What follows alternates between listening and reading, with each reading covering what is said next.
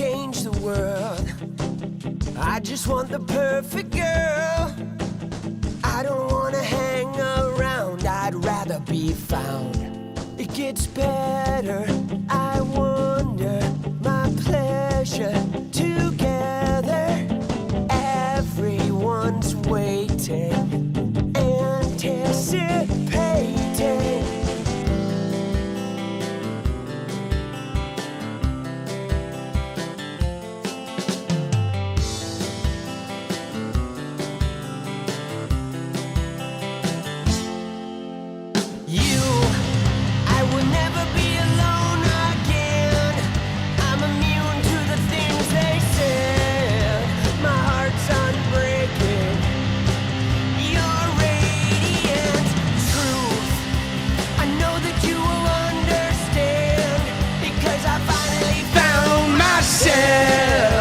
My heart's unbreaking. You're radiant. Hey, let's go. I just wanna change the world, but I'm not gonna wait my turn. I don't ever want to come down, I'd rather be found. It gets better. Let's go, people. My pleasure. Dude, Saturday night, baby! Everyone's waiting, anticipating. What a game! Oh! Dude, that shit was crazy.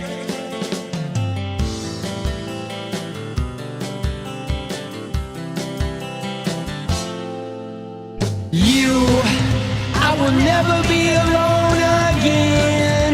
I'm immune to the things they said. My heart's unbreaking. You're radiant truth. I know that you will understand, because I finally found myself. My heart's unbreaking. You're radiant. You're radiant. Let's go! Radiate, my world! Whoa! Radiate, I'm gonna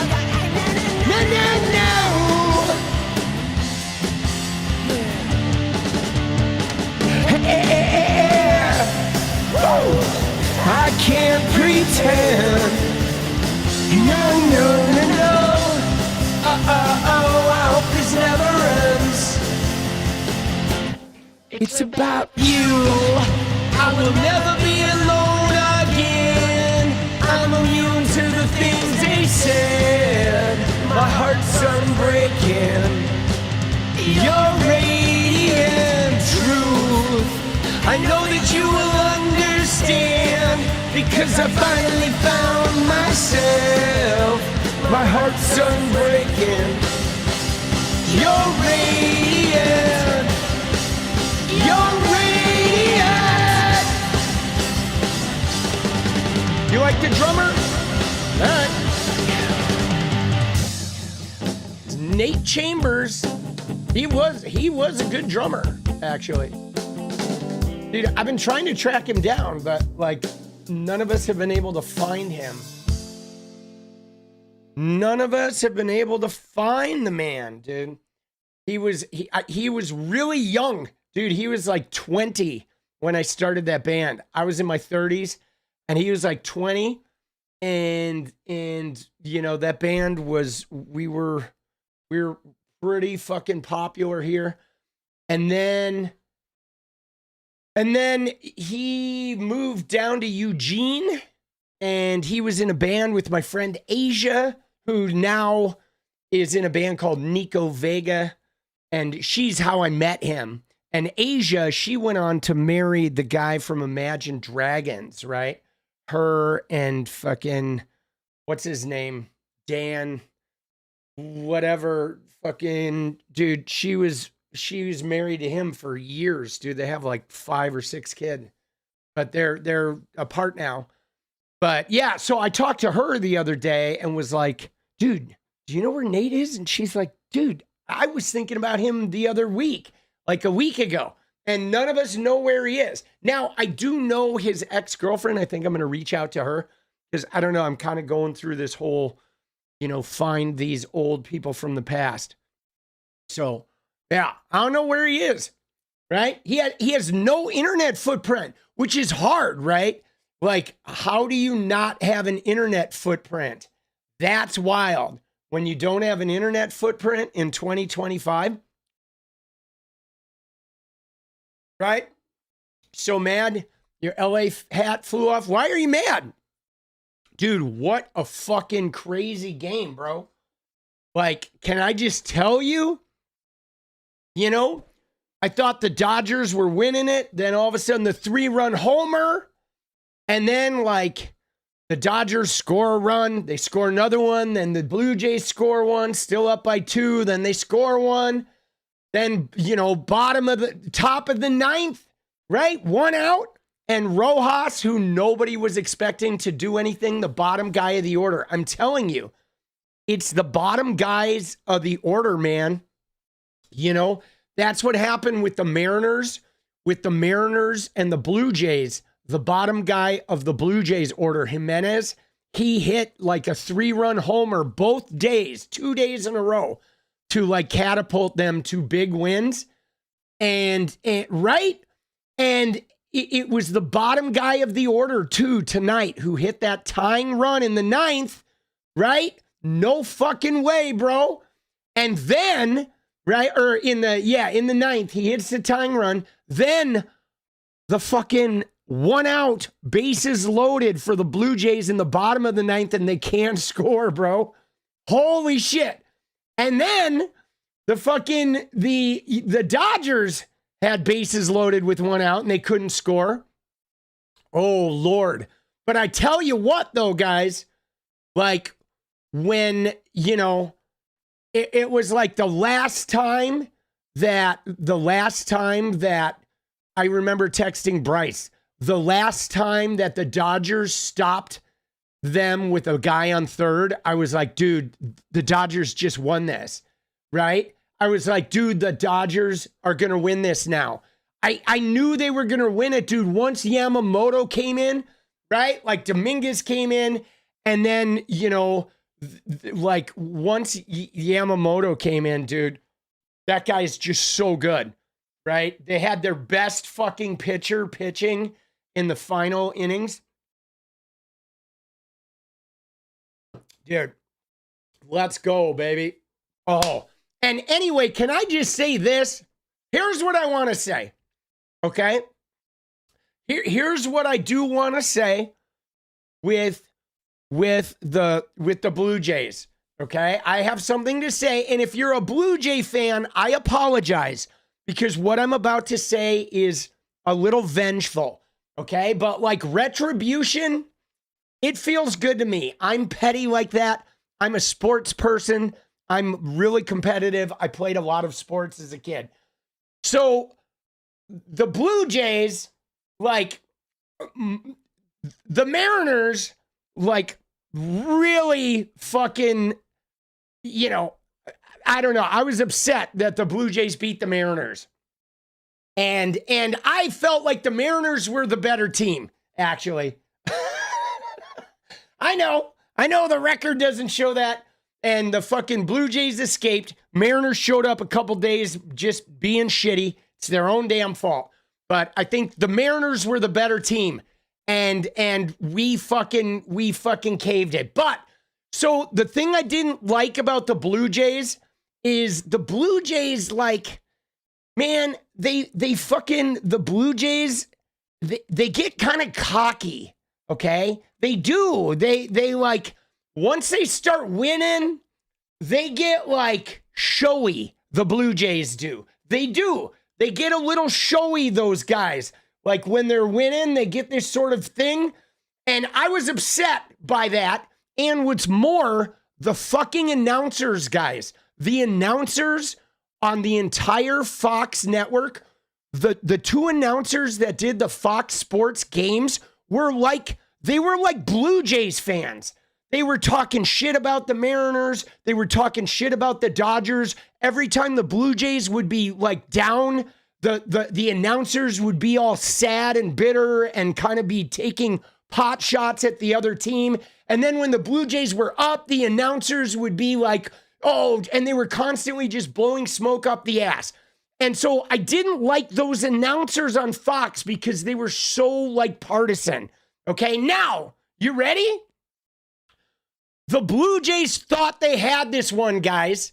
They thought they had this one, and the fans were going nuts, and the Blue Jays were fucking walking around strutting, thinking they had it, and the Dodgers fucking took it to them, took them down in their home stadium, and I was so happy, bro, watching the face of the Blue Jays manager and those players and everyone in the stands when the Dodgers came up and just picked their pocket, dude. Oh, it felt so good, and the announcers were all sour, and I was like dancing around the room and just so fucking happy.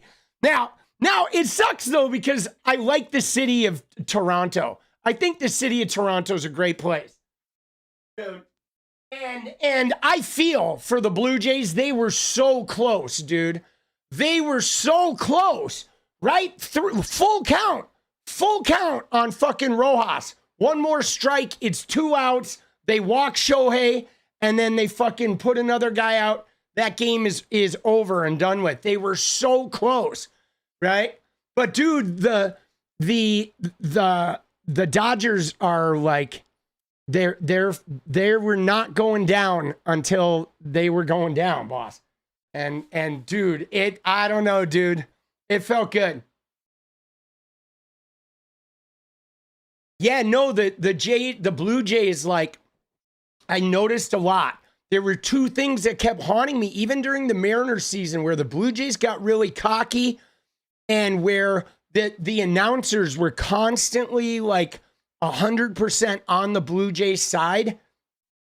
And like the announcers were so like obviously like rooting for the Blue Jays that it made it really hard sometimes to watch the game because of the way they talked. And so I really liked the announcers getting fucking shit on too. Like, fuck you guys. You gotta at least like feign impartiality when you're doing a national game like that, dude. Dude, you have to. You know what I'm saying? But and it wasn't like they hated the Dodgers.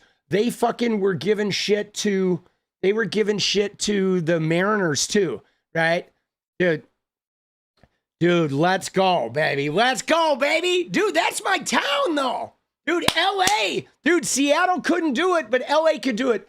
Dude, even Jenny was coming in getting hyped about the game, boss. Right? When you do academic policy development, you get stuck in this win-lose mindset. Yeah, I don't know what that's like. I've never done any academic policy development. Dude, the Mariners ain't hateable. No, dude, the Mariners are like, they're my little, woke baseball team, boss. And they're like, dude, they're so gracious. Although the Blue Jays fans were all mad because, Brian Wu hit fucking Springer in the knee. They were all pissed off about that. But yeah, dude, that was good. I was rooting for the Dodgers, dude. Pro Canuck bias. Hey, man, it's okay. Dude, Toronto's a great city. I know a lot of great people from Toronto. But the Blue Jays needed to go down, and they went down in, like, dude, that was the best way for them to go down, too. Right? If the Dodgers had blown them out, it wouldn't have even been satisfying. For them to get to Game 7 and to have it in the bag and then have the Dodgers fucking come up and steal it from them like that was like it was the greatest thing to watch ever, bro. Oh my God, dude. Loved it. 10 of 10. No notes. Dude, I am so petty. I am. I apologize. I'm like super petty. I'm a little cutthroat when it comes to that competitive shit, dude. All right. Dude, I think that's why I like politics so much, boss. Right? Because politics is petty like that, too. So, dude, What a crazy day today was, guys. Like, do you see what happened today, man? Arizona, right? Like, so we got to talk about this because today was I don't know, man. I feel like today was indicative of what is going on with this Christian nationalist movement and the future of America, okay? A lot of that was encapsulated today, guys, because obviously with, Donald Trump winning the election and, there's been an emboldened feeling among these Christian nationalists, among these right-wingers, among these ICE agents, okay? And there's been a real emboldened feeling that they can just do whatever they want, right? Mask off, hoods off, just out for blood, really. And so today, what happened was this right here, dude, right? Arizona teachers' costumes. So it turns out, okay, that there's a group of teachers in Arizona, all right, at Cienega High School. And so every Halloween for the last couple of years, they've gone to Halloween in these shirts called Problem Solved. Okay, here's the shirts. Okay, these are all math teachers. All right. And so the last 2 or 3 years, they've gone to school with these shirts. Now, these shirts, guys, are available online. You know what I'm saying? It's a fairly popular shirt.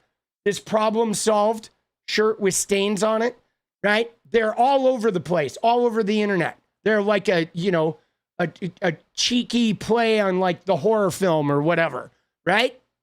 You know what I'm saying? So these math teachers are wearing these Problem Solved Halloween themed shirts to the school. Okay, that's what happened.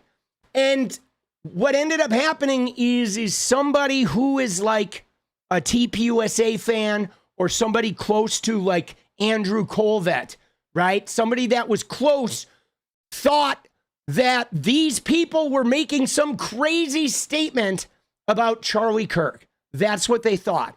So they saw this photo, and then Andrew Colvett immediately blasted it out to his 240,000 followers, okay? Right? Saying that they were mocking Charlie, right? And they deserve to be famous and fired. And then it started a wave. Everybody on the right wing was piling in on this, throwing this photo around. They started doxing these teachers, guys. They started doxing them, like all their phone numbers and addresses and their names. And it just spread like wildfire with everybody on the right wing jumping in on this and declaring war against these teachers. And the school came out and said, whoa, whoa, whoa, whoa. Like the teachers have worn these shirts like multiple years in a row. They do this every Halloween. It's their math teachers, Problem Solved. It's their Halloween thing. And then even after this, okay, even after that came out, they showed a photo of them with, they showed a photo of them. Let me find the photo. Here's the photo of them from 2024, a year ago. Whoops. That's JD Vance's couch. Sorry. All right. They showed this photo, right? They came up with this photo from a year ago. Same thing then. Okay. Then all the right wingers started saying, oh, look at their feet. This is AI. Why is she wearing the same pants? Yada, yada, yada. But you know what's crazy, guys? Is none of these right wingers, they never apologized to them. They never took down the doxing photos. Like if you look at it, if you scroll through here, right? Even though it came out, right? You know what I'm saying? They started like community noting it, but the representatives were getting involved, but they started doxing these teachers. Hold on. I'm not going to show their information, but I want to see if I can find the email, right? Or find the situation here. There is, right? There's the shirts.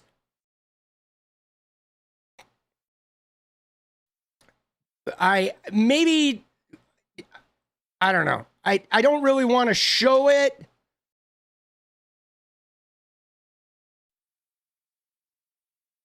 But yeah, there's one. I'm not going to show the information, but here's one where they doxed all of these teachers with arrows. And they were like, make them famous. Make them famous. And then this picture spread. So, of course, these people are getting death threats. These people are getting, you know, like the school's getting death threats. The school had to lock down their fucking social media. Now, what's crazy about this, guys, is this. Is that a couple of things are going on here. One is this group of right-wingers that have now achieved some level of power through the death of Charlie Kirk. They're now like a gang that think they can just use social media to leverage attacks and force people to bend to their will.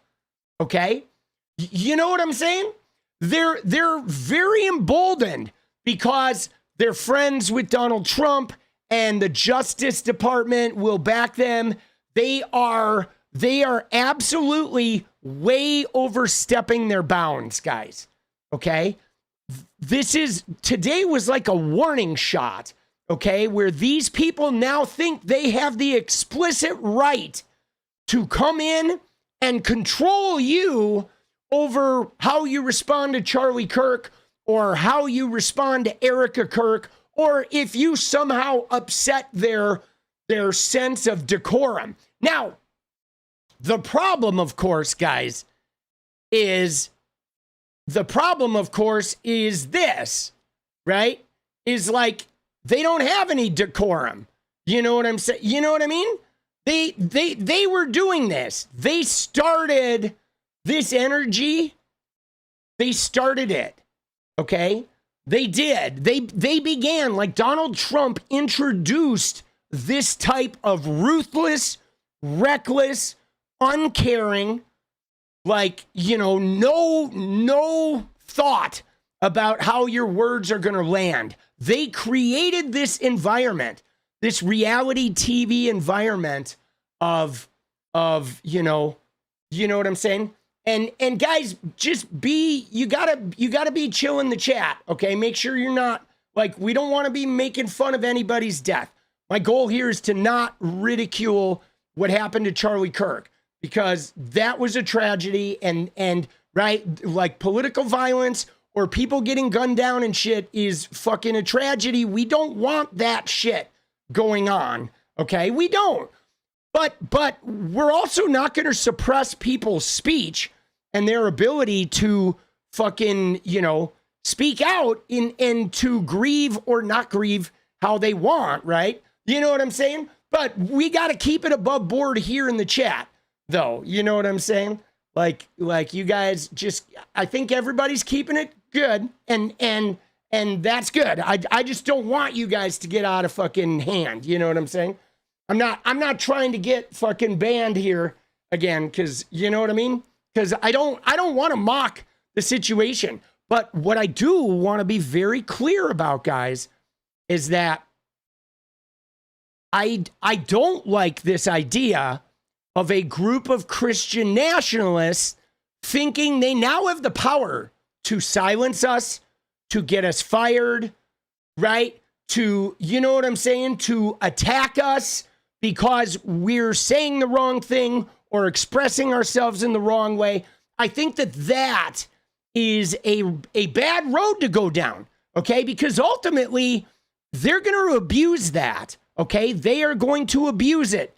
If they can get us fired for what we wear or what we say online, what's going to prevent them from eventually getting us fired if we're not Christian, or if we're not Maga, or if we are, you know, not the right gender for them? You know what I mean? And I mean, that's why I feel like we're on a slippery slope. Because they are very emboldened now, guys.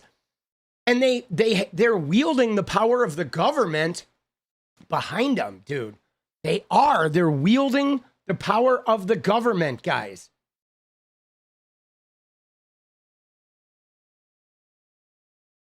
And to me, that's pretty scary. It is pretty scary. You know, it is. It is pretty fucking scary to see. And just seeing what happened today, guys, was crazy. Because if we go and look at Andrew Colvett's timeline, I mean, look at this guy. Okay, this guy is a spokesperson for TPUSA. All right, you saw this guy in the interview or in the debate with Adam Mockler, right? This guy's arrogant and really judgmental, right? He is a very extreme Christian. Now he's got a lot of power in the TPUSA movement, okay? And, right, look at this. 2 hours ago, he is still, posting shit that's attacking these people, all right? You know what I'm saying? This is a U.S. representative, Mike Lee. I mean, he's barely a U.S. rep, but, right? But they are, you know what I'm saying? They are still, right? Senator from Utah. They are still attacking them, okay? They are still attacking them, right? He finally updated it, you know what I'm saying? But even when he updated it, he was still like in the comments of things, they were totally targeting people, just tweeting about this all day and then retweeting everyone. Look at that, evil. You know what I'm saying? Everybody's jumping on this bandwagon, calling people evil, calling people fucking, right? You know what I mean? I mean, dude, and it's ridiculous, okay? It is ridiculous. And then at the same time, right? At the same time as they're sitting there calling everyone evil, they're celebrating J.D. Vance putting a fucking wig on, right? And so their shit is so off the rocker. And then this guy, all right, 𝗙𝗍𝗶𝗍𝗀, okay? This guy, 𝗙𝗍𝗶𝗍𝗀, is in here, right? Saying, look at what he said. Dude, he really decided he was going to one-up it, okay? He decided to one-up it and to go with, I think I'll just find it on my page, right? But so here's what he said. Look at what he said. He said, regardless of circumstance, this is not an appropriate shirt for teachers be wearing at school. So now, okay, 𝗙𝗍𝗶𝗍𝗀 is now like the Halloween police, right? He's decided that because he's upset and butthurt about, you know, the situation, that he's like, oh, this is inappropriate. This shirt, right, is inappropriate. They're going to cancel Halloween now, guys. But, man, this stuff is so out of control, dude. It is so out of control. They got proven wrong. None of them apologized. They didn't remove the doxing. They don't care. I mean, they hate teachers, okay? They do. They hate teachers. We know they do. We know they hate teachers, right? So for them, it doesn't matter. You know, the fact that they're teachers, they're hated, they're despised. But yeah, dude, I just have a lot of issues with this behavior, guys. Can I just tell you? I feel like we're on a slippery slope. Okay? We are on a slippery slope where there's, you know, these Christian nationalists are now like trying to use things to exercise like a power advantage. Because guys, we do have to put it in perspective, okay? Like obviously Charlie Kirk being murdered, political violence happening, you know, Gabby Giffords, the people in Minnesota, those lawmakers that got gunned down, all of that stuff is horrific. Okay? It is horrific. But, dude, since September 10th of 2025, 430,000 people have died in America. Okay? 430,000. So, like, I don't think we should be, like, changing the way we're allowed to exist socially and having, like, a Christian nationalist clampdown related to one of the 430,000. That's not okay with me. Okay? It's not okay with me to, like, pretend like the 429,999 other people that have died in the last 6 weeks have no fucking value. All right? And we're doing nothing for them, no mention of them. But now the right wingers are going to sit on this like Charlie Kirk button that they're just going to, you know, break out and try to use to wield power over everybody they don't like. Because, guys, it comes down to that shit that they do with like the word woke. Okay? One of the right-wing techniques is to create an umbrella and then they use it for everything.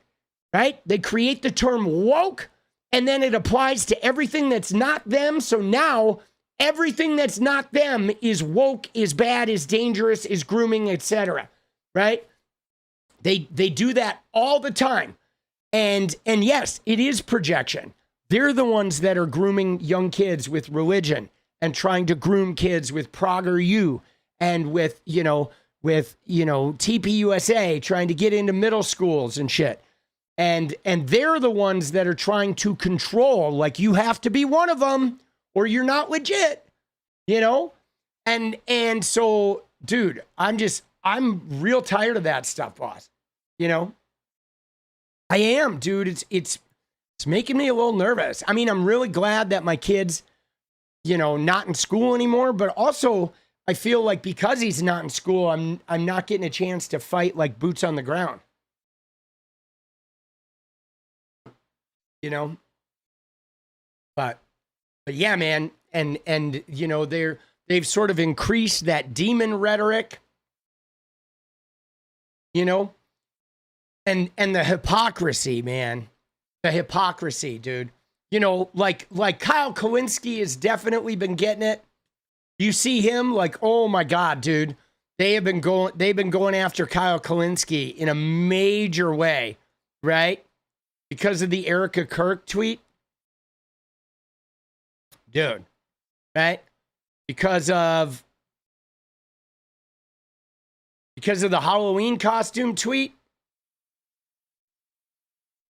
Right?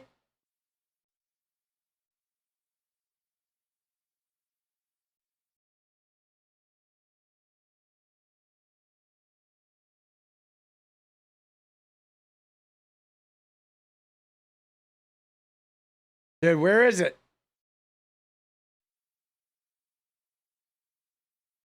Dude, I posted it.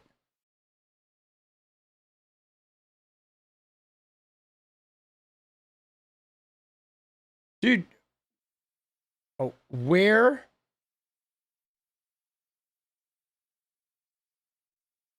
Oh, there it is. Because of this one. Right? Dude, because of this one, because of the grifter widow thing, they definitely flipped out. Now, see, here's what's crazy about this, okay? Is like, none of this is wishing like bad things upon her. Nobody's like, right? No, I mean, I kept seeing people post this and saying that like they're trying to kill us or whatever, but it's like, there's no violence. There's nothing about this that is violent. It's not a call for violence. It's not making fun of what happened. It is merely like laughing at some of the choices this woman has made. Okay? She's made some very questionable choices, guys. And she has put herself in the center of this sort of chaos. I mean, think about this, guys. She could simply grieve with her kids, okay? Yes, everyone was ready to let her have her space. Like, you experienced a tragedy, You have kids. My God, what are your kids going through? Right? Just, you know what I'm saying? Sorry, I'm gonna have to delete that one. I don't like calling women whores, boss. That, you know what I'm saying? Like, calling women whores is, that's not okay with me, boss. You know what I'm saying? Right? It's not. You need to find better lingo to fucking judge women other than, you know, their perceived fucking behavior. But now, so the thing about this, guys, is she went through a serious public experience. Okay, she did. Okay, she's got kids. Her husband got blown away in a very public way. So a lot of trauma. Okay, I think everybody was ready to let her just have the space, and everybody feeling for what she's gone through. Okay, which is crazy. But now she immediately was like hitting the cash register. You know what I'm saying? Like immediately. And the photos with the coffin and the doing the interview rounds and the podcasting next to the empty chair. And all of a sudden she put herself like front and center to, right? To exactly, to like put herself out there and try to like hit that cash register, you know? And she has not stopped since. I mean, where she's very obviously, okay, where she is very obviously, yes, she's become an opportunist around this thing, and it has become a sort of like cash in and, you know, go and pursue her goals. Now, here's the thing, guys.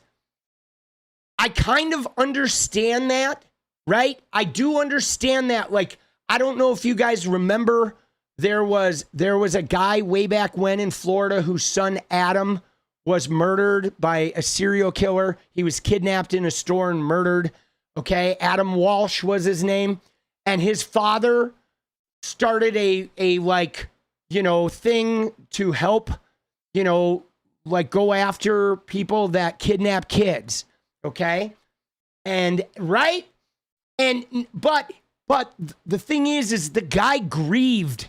Okay, the guy grieved.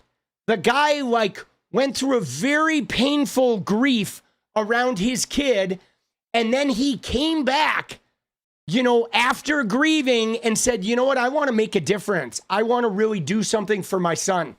And it was really honorable, dude. Dude, she's not grieved. She has launched right into this like PR campaign. Okay? She's launched right into this PR campaign. And her response is not even like necessarily honoring the Charlie movement. Her response is like acquiring political power and now trying to go and groom, you know, young kids in middle schools and stuff. So, dude, like, I have some fucking issues with this, guys. I do. I do not like, okay? I do not like the way that, like, I do not like the way TPUSA and everybody is responding and participating in these relentless attacks, okay? I'm serious. I have a real issue, okay? I have a real issue with the way TPUSA is trying to respond to this thing in a grifting way, in a power acquiring way. And what they're doing is they're trying to use it as a mechanism to silence and subjugate portions of America that they've been discriminating against for like the longest period of time. They're like, aha, now is our chance to like crush people that have nothing to do with them, man. You know?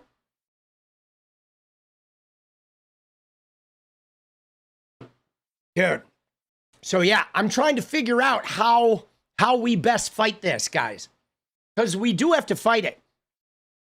And today, though, was one of those examples where they were all, right? They were all over it, man. All day. Like, and dude, and I saw people tweeting shit. People were saying things like demon isn't even strong enough word for these people anymore, right? That's the kind of stuff that they were saying, guys. The dehumanization was so off the charts that I saw these Christians like talking about this online saying demons aren't enough for the people on the left. And now what's crazy about it is first off, those teachers, that whole thing was a mistake. They were wrong. The right wingers were wrong. They were out of pocket. They were doxing them for no reason. But even if those teachers had done something outrageous like that, it certainly doesn't apply to all of us on the left. You know what I'm saying? Like, dude, and we're not demons. There is no such thing as demons. And I'm sorry, dude. It's like if you are talking about demons, you are a nut job, okay? You are not sane if you are thinking that human beings on earth are fucking demons, bro. You know what I mean? Now, as far as the JD Vance thing goes, guys, can we be very clear? I posted about this, guys. I posted about JD Vance, and I think I put it in perfect terms, dude, which is right here, guys. You ready? Look at this.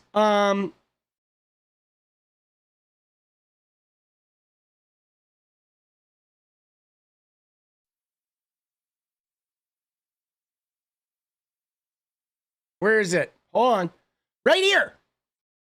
Dude, this is my thought, okay?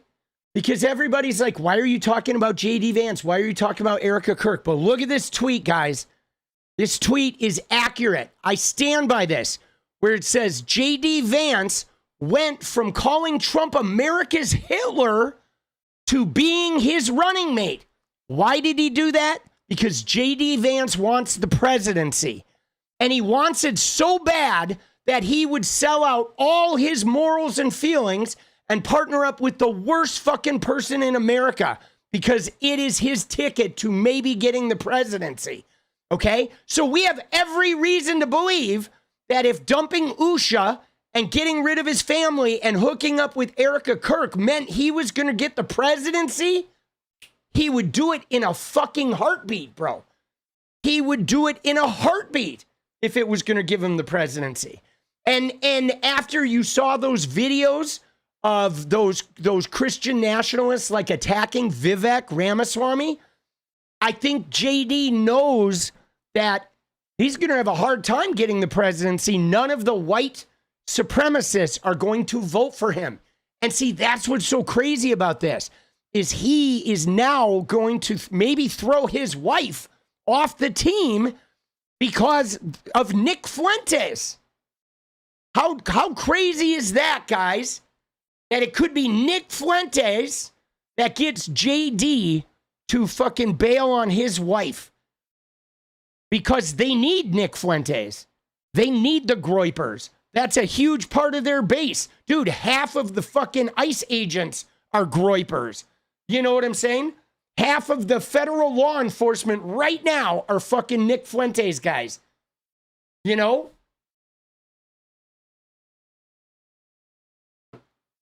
Dude, isn't that crazy? Dude, that shit is crazy. Dude. You know, he would roll her in a second, boss. All right. One thing I do want to talk about here is, dude, look at Elon's head, bro. You see this shit? Look at his plugs.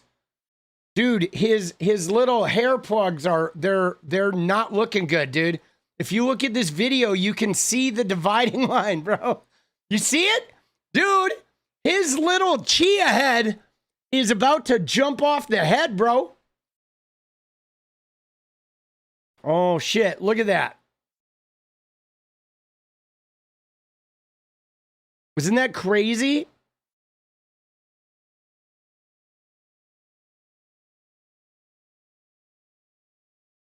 Dude, that's pretty wild, boss.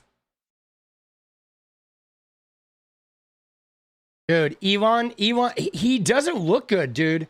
He looks like he's aged about 40 years, boss. Right? Right? Dude, he does not look good, boss. Right?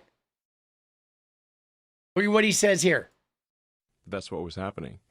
They were also giving out like debit cards with $10,000. So it's not just about medical care.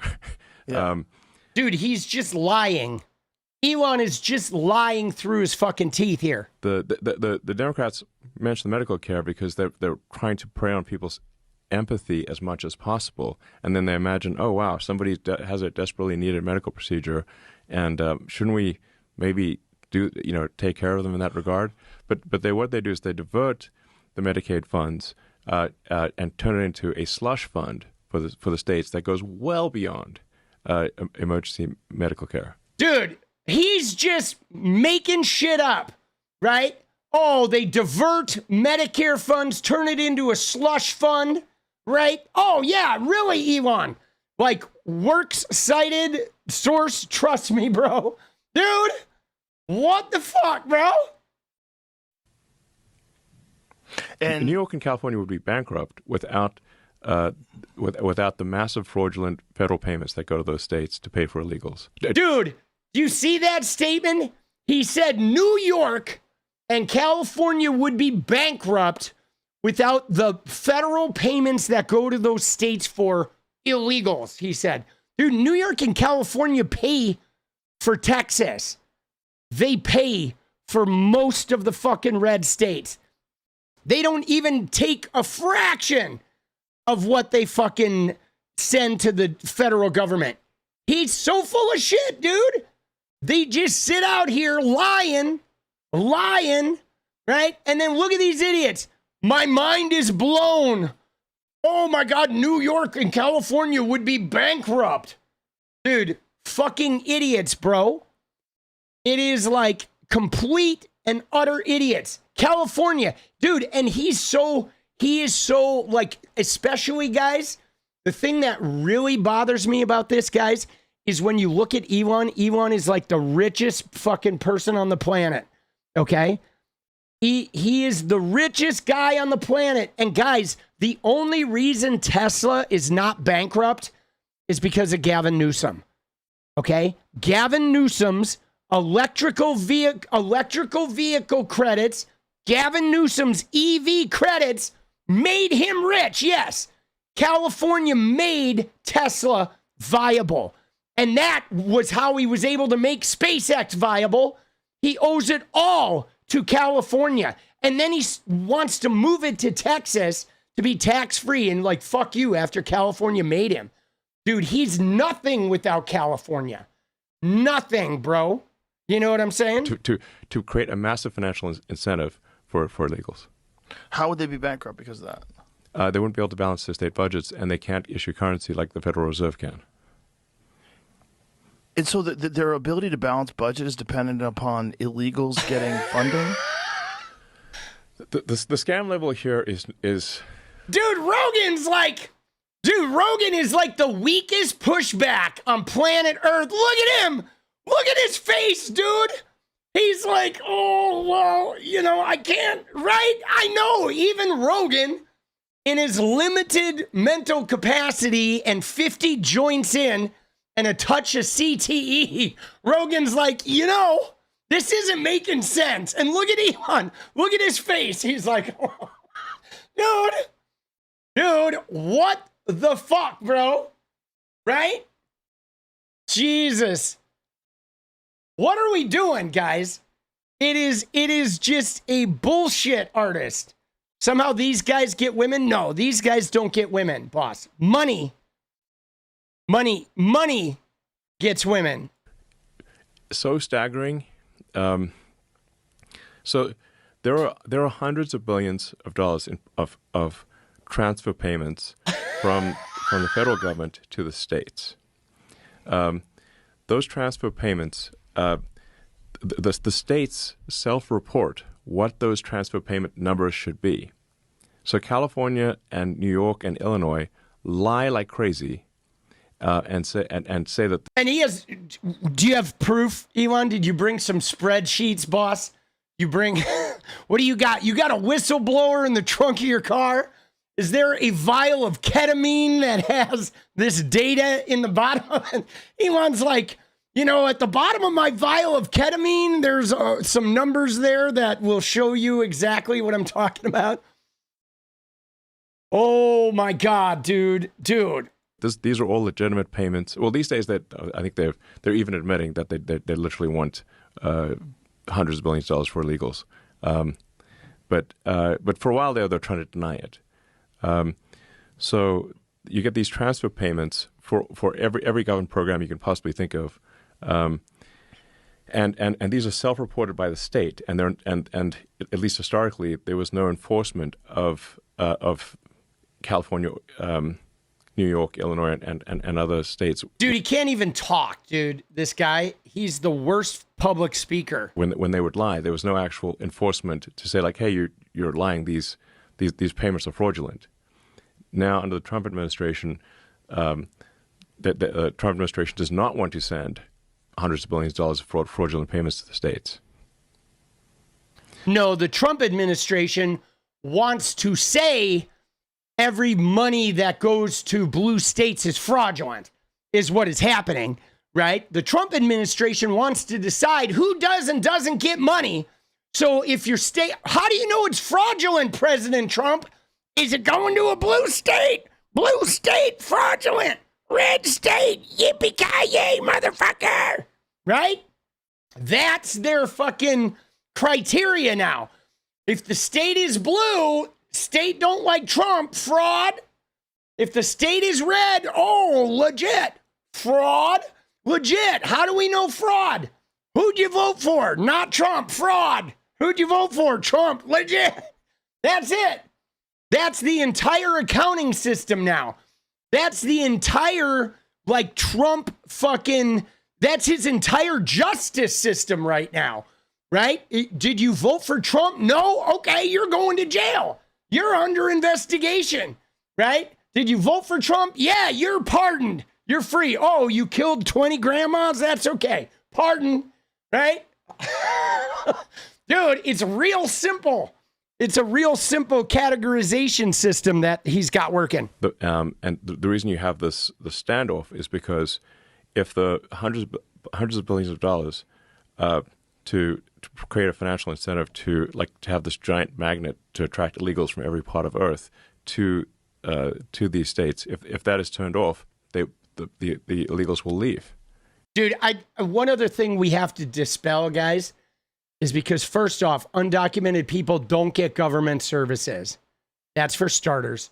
They're not getting Obamacare credits. They're not getting SNAP and EBT. They're not getting fucking free healthcare. Okay. There are some states will cover emergency room healthcare no matter who it is. Okay. There are some states that do that with their fucking, Obamacare expansion. Dude, kill her. Let's go, baby. Right? California does it. Oregon does it. Okay. Where the state can fucking, cover emergency care. And so those states don't make a big deal of whether you're documented or undocumented because they just want to keep their workforce healthy. Okay.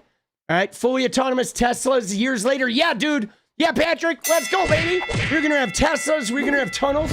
Now, one of the things, though, these undocumented people are paying taxes and they're getting nothing back. But the other thing, guys, that I want to dispel that really fucking bothers me is I want to dispel the rumor that all of the immigrants that come from South America are voting for the Democrats, because it's just not true, guys. So many of the South American immigrants that come here are deeply fucking Catholic and they vote for fucking Republicans. Okay? Easily half of them or more. They are not liberal, left-wing fucking people. They are not voting for Democrats. They are highly religious, deeply Catholic, very patriarchal. Many of them are voted conservative. Now, after watching Trump's fucking ICE maneuvers, a whole bunch of them may be open to voting for Democrats now. But you know, call it the Obama ballroom. No, we're going to call it the Epstein ballroom, boss. The Trump Epstein ballroom. But yeah, this idea, though, that all of the South American immigrants are voting for Democrats is ludicrous. It's fucking ludicrous, boss. You know what I'm saying? It is. I mean, they all of this, though, is about their narrative, guys. Their narrative is they want white supremacy being firmly, like, in the power structure, like it was in the 1930s. The 1940s. That's what they want. I mean, they're very clear about it, right? They are. They absolutely want that. Because they're no longer being paid to come to the United States and stay here. Wow. And then they will Dude, lose. Rogan. Wow. Dude, Joe Rogan. Dude, Joe. The fuck is wrong with you, bro? Come on. A lot of voters. The Democratic Party will lose a lot of voters. And they would have a very difficult job if this is kicked out of reintroducing it into a new bill. Yes. Especially once things start normalizing. Yes. So, like, in a nutshell, the Democratic Party wants to destroy democracy by importing voters. And Dude, what a fucking idiot. Wants to destroy democracy by importing voters. Well, first off, if you bring a whole bunch of voters to the country and they vote for Democrats, that is democracy, you fucking dumb shit. Like, no, you right? Doesn't matter. You bring voters, we bring voters, voters come to America, and then they vote. That is democracy, right? Importing voters, it's still democracy. The voters get to choose who they vote for. You think, right? Like, come on, bro. You know, I mean, isn't it crazy, guys? How on the one hand, they say, you Democrats, you can't do anything right. You can't manage a city. You can't manage business. You can't do government. Your cities are ruined because you're so bad at what you do. But somehow, some way, we have created some global cabal of like moving immigrants and financing them without anyone finding out about it, getting them to vote exactly the way we want to vote. And we've just been doing that for 50 years, right? Like, dude, these guys are the dumbest fuckers on the planet, bro. Right? Dude, Jesus. Dude, yeah, Rogan has zero credibility, dude. Zero. This guy has none, boss. No credibility. You know, the Republican Party disagrees with that. And the ruse is that if you don't accept what they're doing, then you're a threat to democracy. Yes. As they try to destroy democracy. Yes. By importing voters. That is and literally what they're incentivizing doing. people to only vote for them. Dude, like incentivizing people only to vote for them. You mean like giving $1 million a day away during an election? Would that be incentivizing voters to vote for them? Having $1 million giveaway every day leading up to the election? Is that incentivizing voters? Right? Is it? Huh. I don't know, man. I don't know. Is spending $250 million on your buddy to get him elected, is that incentivizing voters? Right? Creating a super PAC that lies and sends out fake flyers and shit to try and like buffalo voters so they'll vote for your candidate. Is that incentivizing them? Right? Threatening the Congress and saying, if you guys don't vote for this shit, I'm going to primary all of you, the whole Congress, with my wealth. Is that incentivizing? Is that like, you know, is that, trying to end democracy, or what is that doing? Is that about democracy? Dude, look at these guys. Look at these rich fucking like tweakers hamming it up, bro. They are hamming it up. They're like rubbing their nut sacks together like, no, oh, Joe, oh, Elon, oh, Trumpy. Dude, what are they doing, boss? And overwhelming the system. Yes. And by the way, it's a strategy that, if allowed to work, would work. And in fact, has worked. California is supermajority Democrat. Yeah. And there's so much gerrymandering that occurs. It's crazy. Dude, California's supermajority Democrat because it's like got huge cities, man. Some of the biggest cities in America are there. Dude, what the fuck, bro? Dude, this is some of the dumbest shit I've ever fucking seen in my life, dude. Dude. These guys are clowns, bro.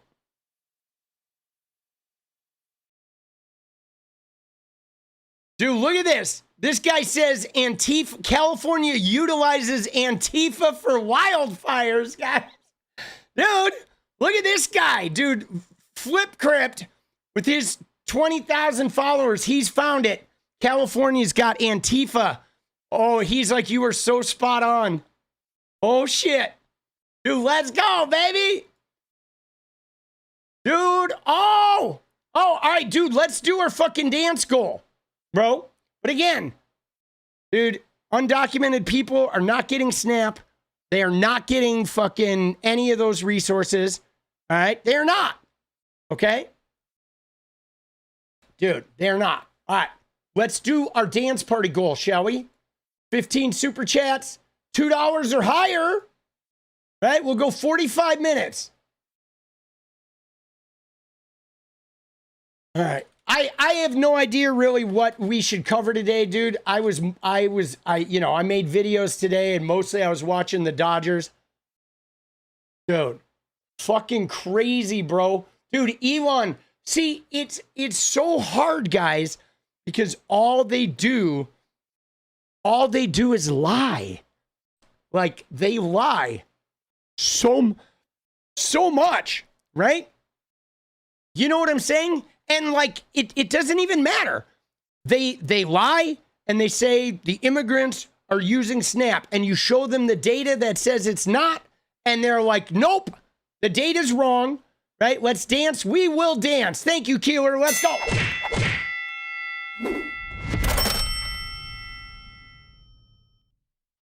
Oh. Dude, they lie. And then you have shit like 𝗙ście Patel, bro. Look at this shit. You see this? Look at this. Look at this guy. Stephen Palmer. Okay? This guy got fired. This was the FBI assistant director. And why did he get fired? Dude, Pinky Parker, let's go! Oh! Dude, so 𝗙ście Patel has been using government jets to fly to his girlfriend's rock concerts. Okay? Right? They're public records. Anytime those government jets fly, it's in the public record. Okay? Right? So 𝗙ście Patel's girlfriend's playing music somewhere. Cash jumps on a government jet on our dime, spends $100,000 to go fly to see his girlfriend. Okay? And then, of course, it's on the public record. People found out about it, reported on it, so we fired this guy. Dude, isn't that crazy, dude? Keeler with the gifted. Let's go. Dude, they're all crooks, guys. They're all crooks. They're just looting us. Okay? He's using a fucking FBI jet to go on a date with his girlfriend. And we're picking up the tab for that. How many of these other guys are flying on government dime? Right? Kristi Noem, they're buying her $200 million worth of jets so she can fly around.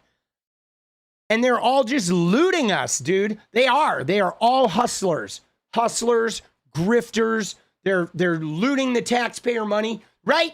I mean, dude, they're making a huge deal about SNAP and Medicare funding and shit, but then you know how much we're spending for that little dog and pony show outside Venezuela? You know how much it costs to send the Navy to just do maneuvers and shit outside of fucking Venezuela? You know how much money we're blowing? To keep going deeper into their alternate reality? We do indeed, Patrick. It's fucking bummer, boss. Dude, they are just gonna bankrupt the whole goddamn country, right? And then Trump's having his little $350 million Epstein ballroom, and he has his little Great Gatsby party. That's a dick move too, dude. Having a big Great Gatsby party down at Mar-a-Lago that they probably spent $200,000 of our taxpayer money on that shit too, man. And his golfing.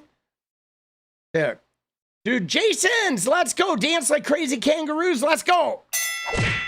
Oh.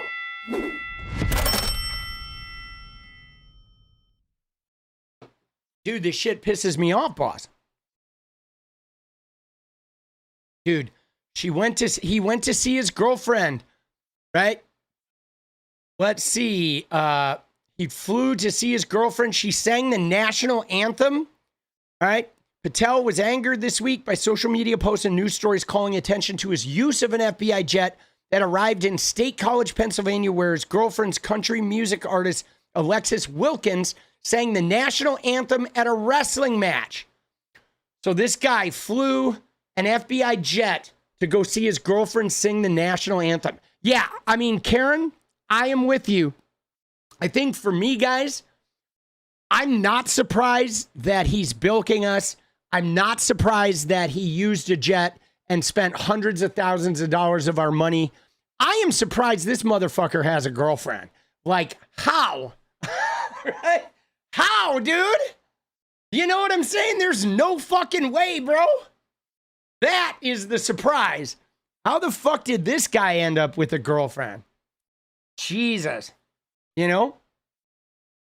And then he fired the assistant director of the FBI. Right? Here. I have a favorite Cash Patel photo. Hold on. Right? It's this one, dude. There it is. It's not digitally altered, guys. I swear. I swear it's not, not digitally altered. Dude, 𝗙𝗏𝗡, the Venezuela situation is just going to get worse. Let's dance. Dude, you're not wrong. Dude, the Venezuela situation is like crazy. And I mean, what's more, dude, they're not even, I don't know, dude. They're not even being like, they're not even trying to hide it. You know, the Venezuela shit, they're not even trying to hide it. It's fucked up, bro. Dude. All right. Dude, what are we covering tonight? I don't even know. So I do want to share this one tweet, guys. All right, because I know it's not going to get the kind of play that it deserves. But this is the tweet that I want to be remembered for, just so you know. I think it's one of the greatest tweets I've ever done. And it's, you know, I don't go viral on Twitter a lot. It happens like every couple weeks I have something go. But this tweet is like, is the one, boss. If there's a tweet for you to remember me, this is the one I want to be remembered for, dude. And I think it's so good, dude. It's right here, boss. Tell me that's not gold, right? That shit is gold. We all saw Erika Kirk in black leather pants, but JD Vance saw this. Oh, let's go, dude. Oh, shit. Isn't that funny? Dude, that's a good one. Whatever happens, everyone responsible needs a military transport to the Hague. Dude, yeah. See, there's shit going on, guys, like with ICE where I don't know, guys. I don't know.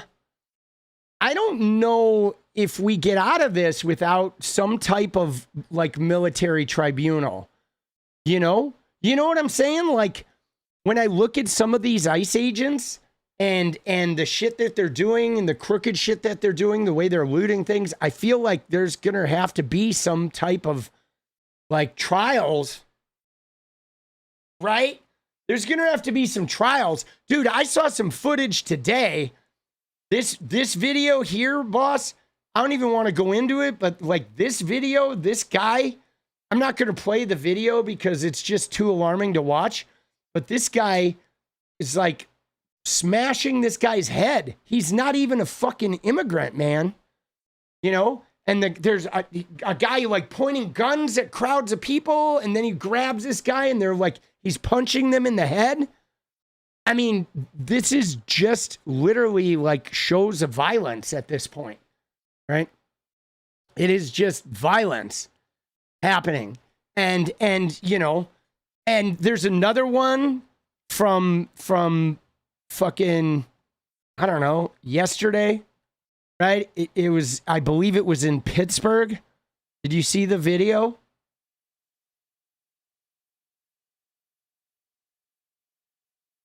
This one. Hold on, let me find it.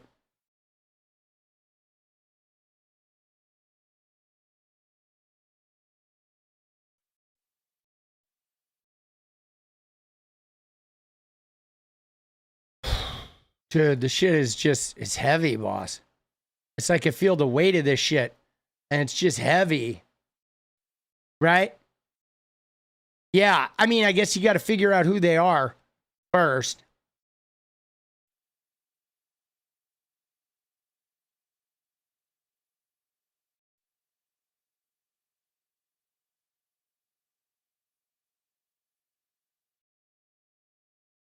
But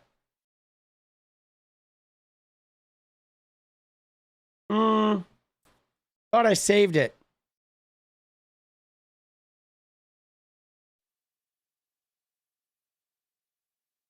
Hold on. Yeah.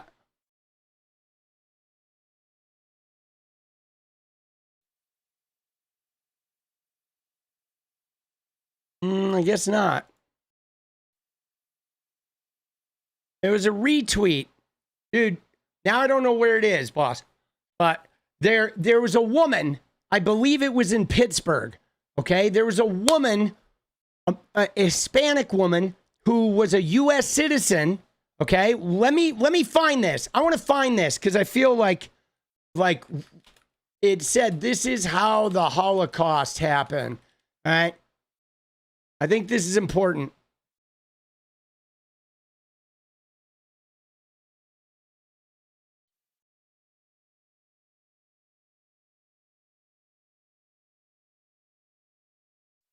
Oh, shit, boss. We only know the dude that got pulled over for drunken driving. Hold on, let's find this.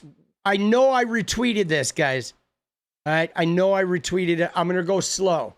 All right, I'm going to go slow.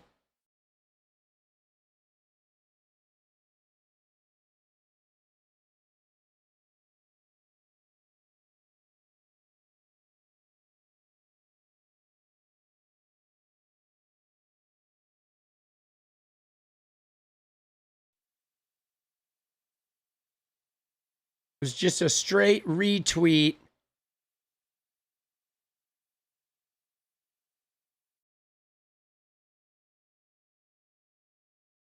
Dude. Where is it, dude? Hello?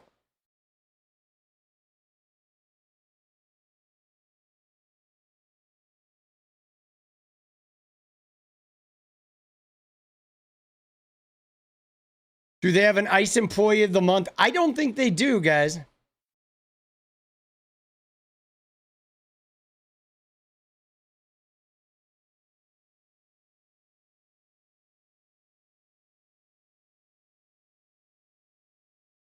The comment section? No, it was a straight up retweet. It was a straight up retweet, like I didn't even add anything to it. And maybe it was earlier, a couple days. Huh. That's weird.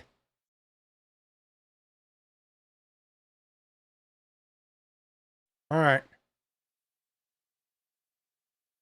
All right. Yeah, I don't know where it is. Dude, I'm spacing out. Dude, but it was a woman. It was a woman in an airport, okay, who was Hispanic, and she was a U.S. citizen, and a bunch of ICE agents grabbed her in the middle of the airport, and she's yelling, "I have my papers. I have my papers. I have my papers," and nobody helped her. And they wrestled her to the ground, even though she was like screaming about having her papers. And they hauled her off anyway. And she disappeared for a while before she reappeared. And it's like, oh, she's a U.S. citizen. And they keep doing this, guys. They keep fucking doing this. And the woman who retweeted it said, this is how the Holocaust happened. And she's right that is how the Holocaust happened, is it started with people, you know, just getting whisked up, collected. And the problem, guys, is not where we're at now. The problem is where this escalates to, okay? We're only 10 months in, and now they're abducting U.S. citizens. They're punching people in the head right out in the open, pointing weapons, shooting people, okay? They're getting, like, every day, the videos I see, there's more venomous behavior. The behavior's getting worse. It's getting more violent, more, like, out in the open. They don't care who they're hurting, and there's zero recourse for these people. And that's the escalation is the part that fucking, you know what I'm saying? That really fucking, you know, is really bothersome, dude. Let me see here. Shit is whacked, boss. And I know I retweeted that. Oh, wait, maybe I bookmarked it. Hold on. Maybe I didn't retweet it.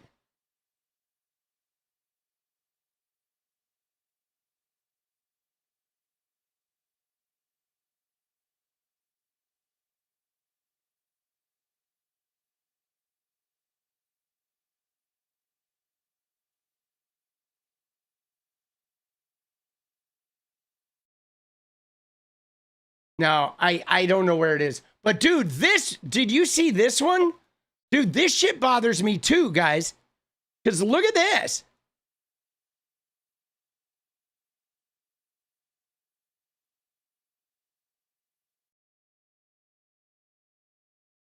Where is it? You put the link up? Because look at this, guys. Okay? This is especially bothersome. Okay? Because this woman, she's young, okay? She's, right? A young woman, a young Hispanic woman just walking through a parking lot, right? Yes, that's what it was, Grumpy. That is it. Salt Lake City, yes. Yes, okay, somebody put the link to it in the Discord. We'll look at it. But this is problematic too, guys. Dude, let's go 𝗙𝗵𝗏. Thanks to everyone here. We'll get through this. We will indeed. But, so... a young woman. Now, I would be nervous. If I was a young Hispanic woman, I would be fucking nervous, right? You can be walking anywhere and people just come up and whisk you away. You don't even know if they're ICE agents. You don't want to be threatened with federal indictment and shit. So, like, now rapey people have this huge advantage to be able to take advantage of people. But look at this woman. She's literally just walking through a parking lot, and a whole bunch of fucking, like, masked agents show up. From here? Yes, here. What country? Was you born here? Was you born here, ma'am? What country were you born in? Dude, you see that? Were you born, right? Now, why are you asking this woman who's walking in a parking lot? You're fucking racially profiling. And these guys are like, are you born here? What country were you born in? Look at these guys. The fuck is this, bro? Dude, this is some horse shit, boss. You know what I'm saying? This is some horse shit.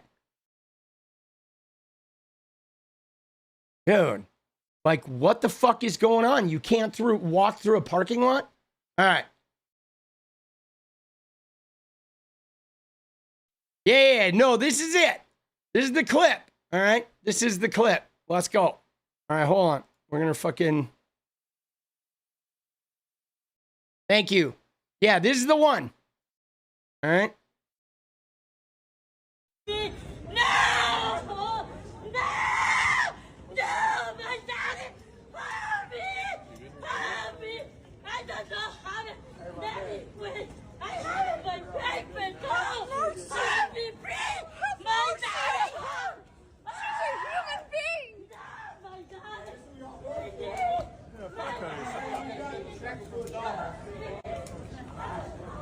Dude, what are we fucking doing, bro? Keeler, dude, thank you. Like, what are we doing? You know what I'm saying? And like, see, this is my fucking, this is why the people that support this are not Christians. Okay? Anybody who supports what we just saw right there ain't a fucking Christian. Anybody who says they're a Christian and says, oh, I voted for this, I support this, dude, they're the devil incarnate. You know what I mean? I mean, there's no fucking way, bro. And like, this is where we're starting, guys. Okay, now what's crazy about this is she's not illegal. Okay? Right? She's legally in here. She has a work permit. She's not illegal. She's not a criminal. Okay? They're just fucking indiscriminately grabbing people. They're grabbing American citizens, beating the shit out of them, disappearing them. Is there an update? All right. All right, and right. That update doesn't really say much. I mean, that was down below. That was in the same one. Right? But now what I saw on this is that the ICE tried to claim that there was some removal order for her or whatever, like 5 years ago, right? That's the thing that I saw is they said, oh, she had a removal order like 5 years ago, right? But again, they're just grabbing everyone, dude. It's brutal, dude. Yeah. I mean, guys, it's like, I just, you know, I think that at this point, the lack of humanity, see, here's the scoop, guys. You know what I'm saying? The scoop is like this, right? What's problematic, guys, is that if they're going to do this to immigrants, right? That's only one step away from them doing it to us. You know what I mean? Like, you know, that's the thing that is really the way I look at this shit, guys, is you look at the behavior and like, okay, if they're willing to mask up, no due process, no warrants, no identification, you know, unlicensed cars, they just rush in, ragtag, throw immigrants to the ground and drag them off, whether they're immigrants or not, and they deal with it later, that they're going to do the same shit to me, guys. It's only a matter of time until some quality about me becomes illegal, right? My religion, my gender, my sexual proclivities, my political party, my religious beliefs, whatever. I mean, here it's just a piece of paper. It's paperwork that they're doing this to people for. So what do you mean if my car registration is up and I'm a Democrat, off to fucking 𝗙cie I go? You know, there's no fucking reason they will not apply the same cruelty and lack of due process to me. You know what I'm saying? That's it. You like this post? I know this post is funny, isn't it? There, that's my bathroom post. Dude, right? We redecorated our bathroom.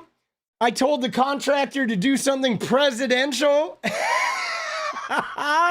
Dude, I'm pretty good at this. Dude, my tweets should all be going viral, I think, but they don't usually.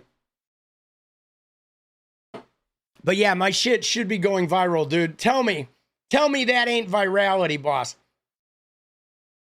Dude, I get called on a near daily basis. Terrorists, demons, right? Groomer, F-slurs, right? They love the slurs. These people, these Christians are really happy about the slurs. I had one guy, you know what they did, guys? They actually dug up a tweet. Like, check this out. They dug up a fucking tweet Like, here, let me show you. So, this guy, these people, dude.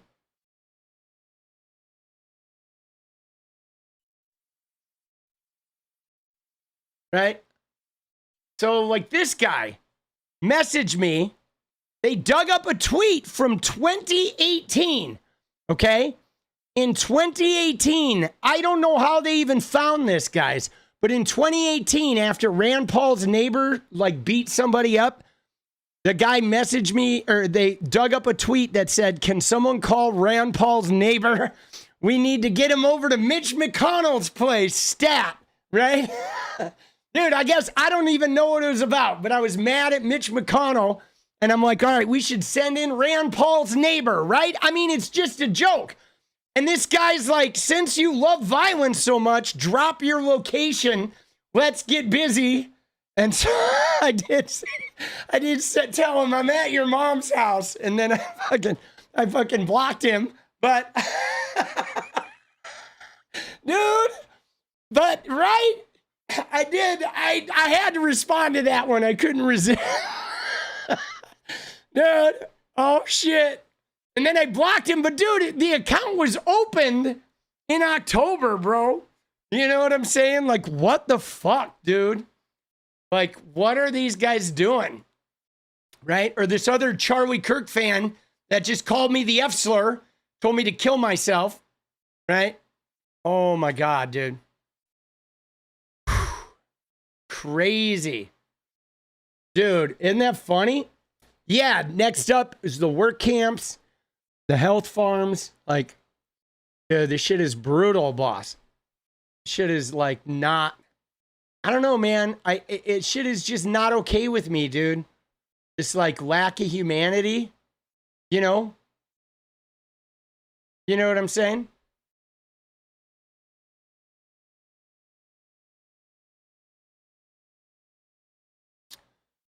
But then there is a bright spot. Right? Like Manny's Deli, dude, did you see this? I thought this was pretty cool. Right? Was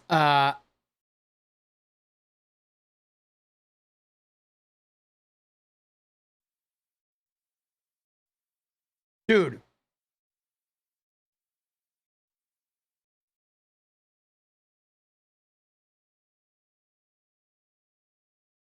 Did you see this one?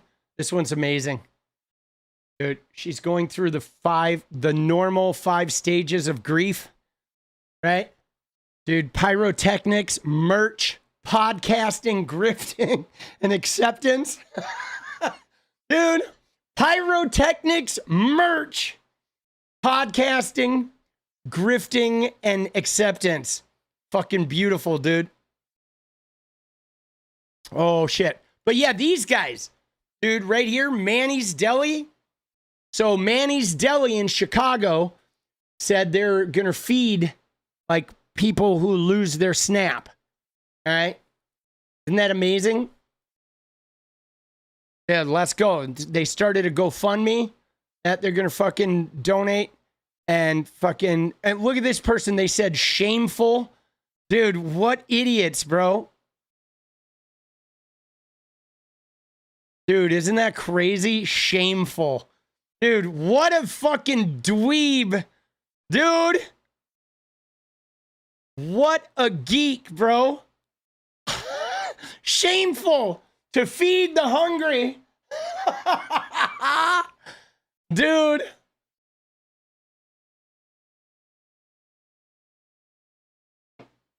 Yeah. So, I mean, guys, I think this has to be that at some point, I think this has to be an option, right? At some point, guys, there needs to be a like, you know what? We're just not funding you anymore. Okay? I think that is really one of the end result things that has to come from this is that we have to stop funding the red states, right? I mean, dude, it's wild it's wild when you think about it, to think about how we're still battling over civil rights, but like the situation is flipped. Okay. Do you realize that from the Civil War? Because in the original American Civil War, guys, the only reason we had the Civil War was because the South had all the resources. Okay. They had the tobacco plantations. They had the cotton fields. They had the money. Okay. The South did. That human labor, the enslaved people were generating so much wealth that the colonies, right, the states couldn't survive. The U.S. could not survive without the South. They were the money, okay? They were the money. That's why, like, you know, they were going to end slavery. The South wanted to secede, but the North was like, no, because we can't, because we would go under. And now, yes, it's flipped. Now they don't have any money, okay? All of those states, they don't have any money. Now the blue states, all the free states are the ones with the money. So now the free states are probably like, many of us are like, fuck it, let's have a national divorce. Let's cut the dead weight. But now the red states will be like, no, you can't secede, right? Because now they're the ones that are like, right? I mean, I think there's a realistic chance, guys. I think there's a realistic chance of the left seceding. You know what I'm saying? And so the thing of, oh no, is there's a lot of money in right-wing billionaires, sure, but there's not a lot of money. Those right-wing billionaires all live in blue states, guys. The red states don't have any money. None of them do, and most of them, their economies are shattered, and their tax base has been shattered because they keep cutting taxes, so there's no infrastructure, there's no services. The red states are fucking... I think there's a realistic chance that the West Coast bounces, right? I mean, we have a thing right now where a bunch of Oregon counties want to merge with Idaho. They've made it known. There's a bunch of Oregon counties that want to merge with Idaho. Dude, I would love to let them do it, man. It would be so devastating for them. They would lose all of the services. They would get nothing from Idaho. But I think the West Coast should just bounce. I think we should say, smell ya. Dude, we could probably join Canada. I bet Canada would take us. Don't you think? I bet Canada would love to have us. Dude, what do you think? You think Canada would want California, Washington, and Oregon? I mean, we already do so much with BC, especially with the film industry. Like, BC is like the second Hollywood, dude. Vancouver. There's a bunch of studios up there. A lot of TV shows get filmed up there. You're ready to dip out of your state? Dude, what state are you in? Oh no. Dude, I think Canada would be proud to have us. Right? Oh, dude, you're in Indiana. Oh, yeah, that's rough, bro.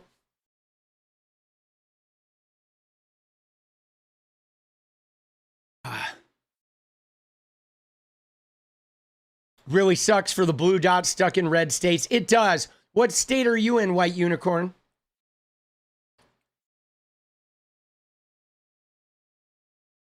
Yeah, dude, I'll be honest, guys. I will be honest. You're in Indianapolis. Dude, I love Indianapolis, though. I used to play at the Emerson Theater every fucking tour. Here in Florida. See, I'm going to be honest. I'm going to go on the record, guys.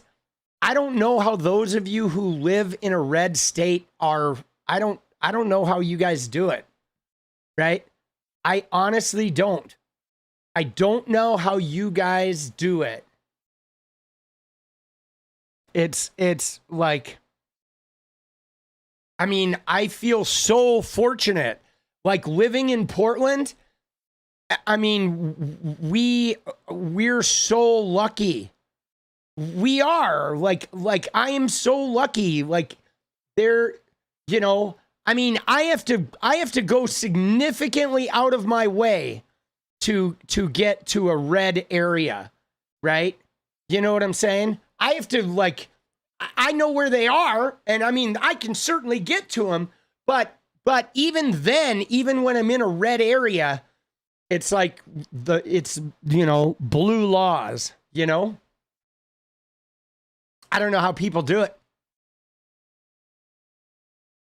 Yeah, I've been kind of thinking about the whole tax thing, guys. I'm trying to figure out what to do about taxes because I don't feel in good conscience how, like, you know, about giving the U.S. government really any money. You know what I'm saying? But I mean, you know, I had a pretty lean year. So, but you know what I'm saying? I just don't feel good about giving my tax dollars to the government when the president of the United States basically says, fuck you, you're the enemy within, you're worse than our outside enemies, and I fucking can't stand you all. He's like so very clear. Like the thing is, guys, is love Joe Biden or hate Joe Biden, okay? You could hate Joe Biden. I understand if you don't like him, you think he's too old, you hate Democrats. But Joe Biden governed for everyone, okay? It didn't matter if you were the dirt road Trumpiest Republican or if you were a far left motherfucker, Joe Biden was going to, like, take care of you equally. Same with fucking Barack Obama and the same with, like, every goddamn president except Trump. You know what I'm saying? But Trump is now, like, openly like, fuck you. If you're not MAGA, like, I don't give a shit about you.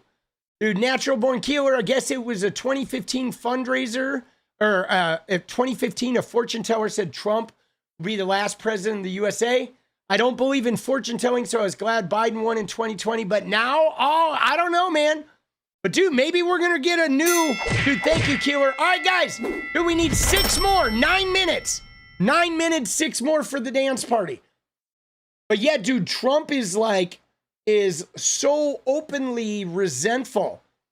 We got to get this dance party. 6 more, baby.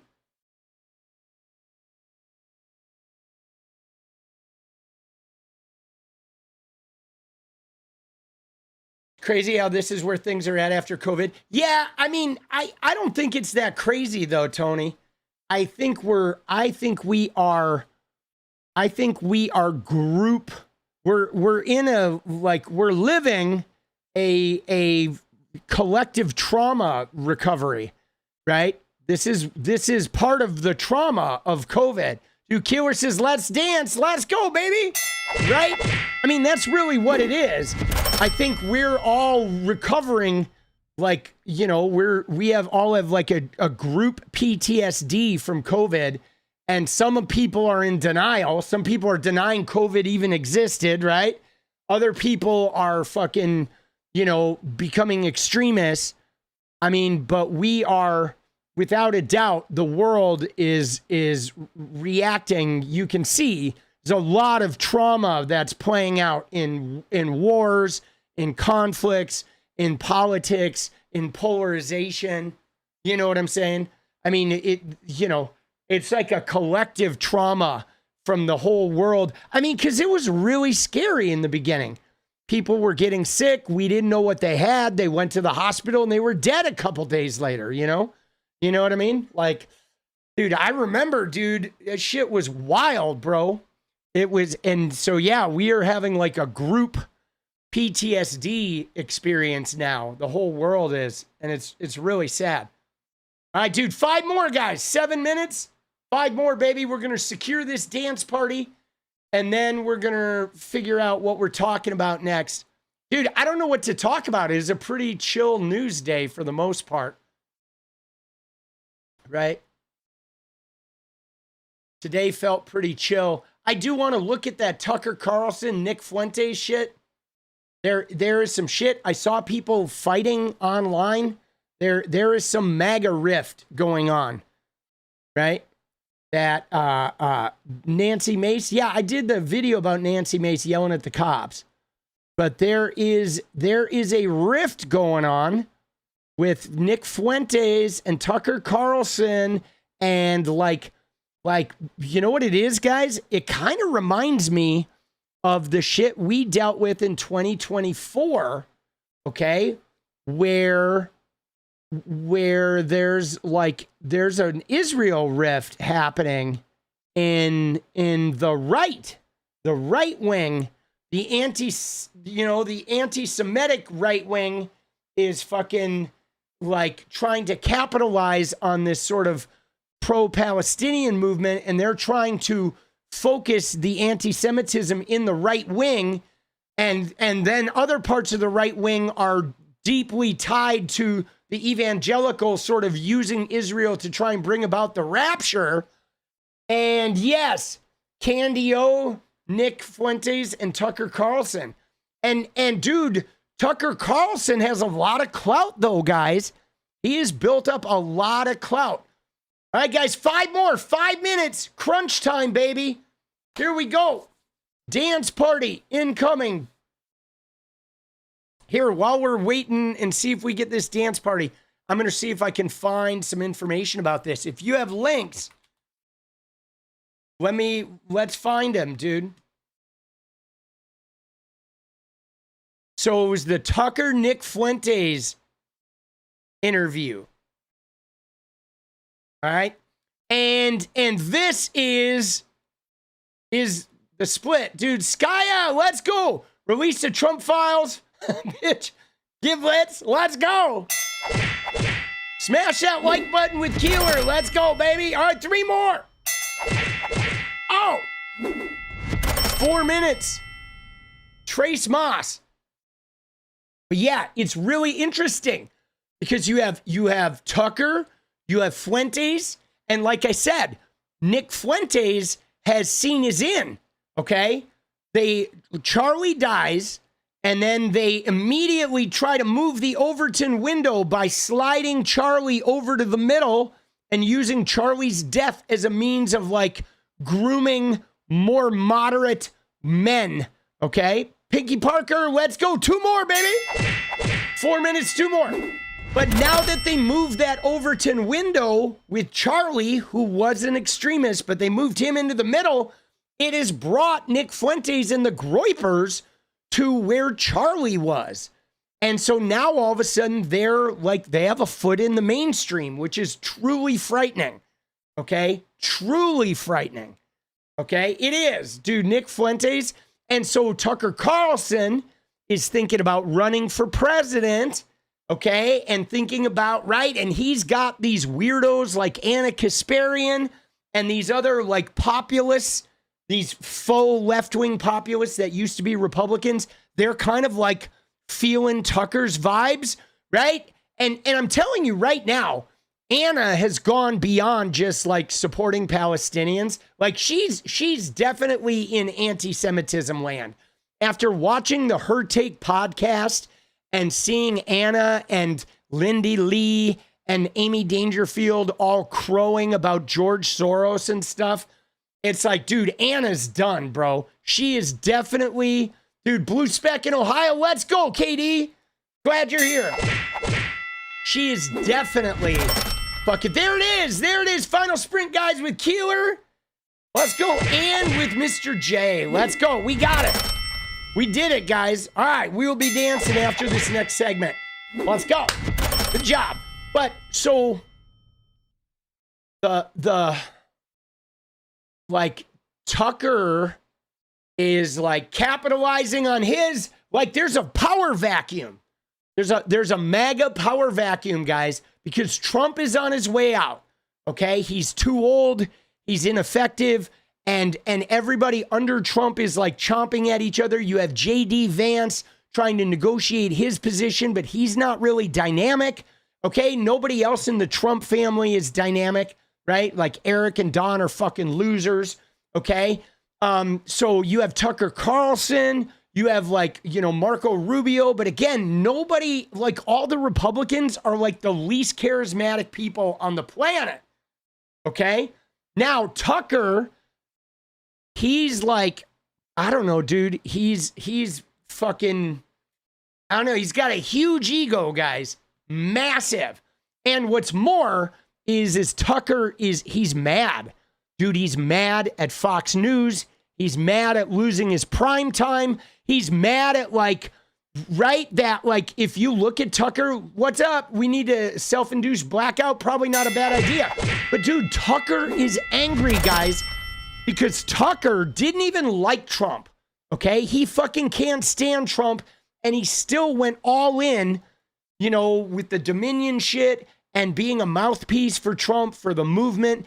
And then he got booted, and nobody really came to his fucking aid. Everyone just sort of let him fry and be the fall guy. And I think he's bitter about it. I think Tucker is mad at the MAGA. I think he has a bone to pick, dude. And yes, he is rich as fuck, dude. He has a lot of money, but I think he's fucking pissed.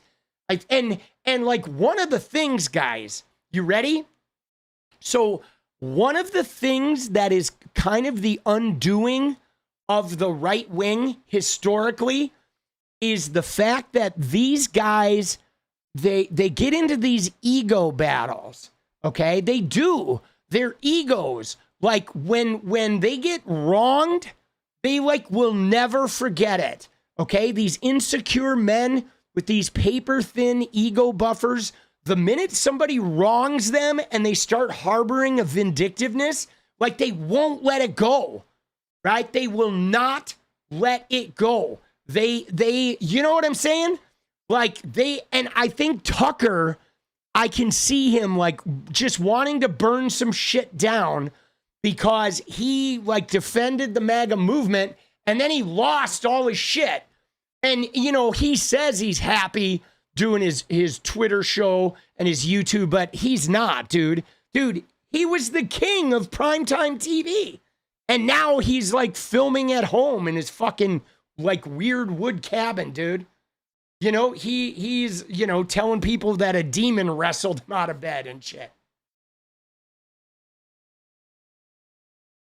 But so this is the thing though. Okay, so Tucker Carlson interviews Fuentes. All right, but then the Heritage Foundation, okay, Kevin Roberts, okay, fucking got involved and he defended Tucker Carlson. Now, this is a big deal, guys. Okay, because let me sort of lay out this thing for you. So, part of the Charlie Kirk ruffling, if you listen to Candy O and how she keeps wanting to think Israel's involved. So part of the Charlie Kirk situation was Tucker Carlson. Okay? Tucker Carlson went super anti-Semitic, super anti-Israel, which made him a non-fucking, a non-starter in the MAGA movement. It made him a public enemy number one in the MAGA movement with his replacement theory, super anti-Semitic. He's not pro-Palestinian, he's anti-Semitic, okay? And then he is the ticket to Nick Fuentes having power and the Groypers, right? If Tucker Carlson ran for president, Nick Fuentes people would be the new MAGA, okay? And Tucker is a little bit charismatic with those white supremacist people. I don't know why. I find him really is the cringiest guy alive. But he offers power to those fucking far, far right white supremacists. Now, Charlie Kirk ended up on the outs with Trumpism and some of the big donors because he was friends with Tucker Carlson. Okay? Tucker Carlson being Charlie's friend and Charlie refusing to throw Tucker under the bus made Charlie an enemy of the sort of evangelical Zionist regime thing. Okay? There's some weird power dynamics. Because Trump and Netanyahu, guys, okay, there's a Netanyahu component to this Trump evangelicalism, okay? Trump's son-in-law, his dad was like Netanyahu's good buddy, okay? The Trumps and Netanyahu are like super connected. And Epstein is rolled into that. I mean, this is some heavy shit. Now, Tucker and like Charlie Kirk was losing donors because he wouldn't get rid of Tucker. Okay? You know what I'm saying? Charlie Kirk was losing donors because he wouldn't get rid of Tucker. Now Charlie's gone. Erika and Andrew Colvett and everybody moves in, and now TPUSA's got all the donors because they are like full on in the Netanyahu camp. And they're bringing in right-wing influencers to Netanyahu. And now TPUSA is a fully like Zionist, Trumpist movement, okay? So they shored up TPUSA. But Tucker's still an issue, okay? Because Tucker can much like Candace Owens, Tucker can rattle that whole fucking foundation. But see, here's the kicker, guys, is Kevin Roberts is the leader of the Heritage Foundation. And Kevin Roberts is like Donald Trump, like Russ Vought. That's Kevin Roberts. Okay? Kevin Roberts and the Heritage Foundation are Russell Vought and fucking, Stephen Miller. That is Project 2025 shit.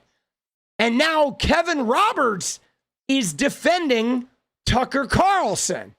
All right? Condemning Nick Fuentes. But now you have a guy in the Heritage Foundation that is aligning with the guy who is against the donors that have been funding the Heritage Foundation. Like, guys, I don't even know if everybody realizes what a massive rift this is. Because the money that funds the Heritage Foundation is like pro-Zionist money. And so if the president of the Heritage Foundation lets his love for Tucker Carlson be like, I'm not going to throw Tucker under the bus, that means the Heritage Foundation could run the same road that, Charlie Kirk's TPUSA ran. I'm not saying they're gonna off him, but they could decide to neutralize the Heritage Foundation, which would really fuck up Russell Vought. You know what I'm saying? Like Kevin Roberts is like, the fissures are definitely getting bigger. It's like now, guys, the higher level players are fucking getting into this. Dude, this is good shit, bro. This is. Because eventually, because look at this. I mean, let's just look at what Mark Levin said. He said, yes, we conservatives do cancel anti-Semites, bigots, and racists. The great Bill Buckley led the way in several cases for the good of the country, right? And he's trying to talk shit about the Democrats. But the fact of the matter is the Heritage Foundation, the foundation behind Project 2025, now the staff of the Heritage Foundation are fighting each other, guys. It is not just in the MAGA movement. It's not just Candy O. It's not just youth influencers. It is now a fracture of the entire MAGA movement that goes as far up as the staff of the Heritage Foundation. So now the people who shepherded Project 2025, that foundation is fighting each other, guys. Yes! Yes! Oh, yeah!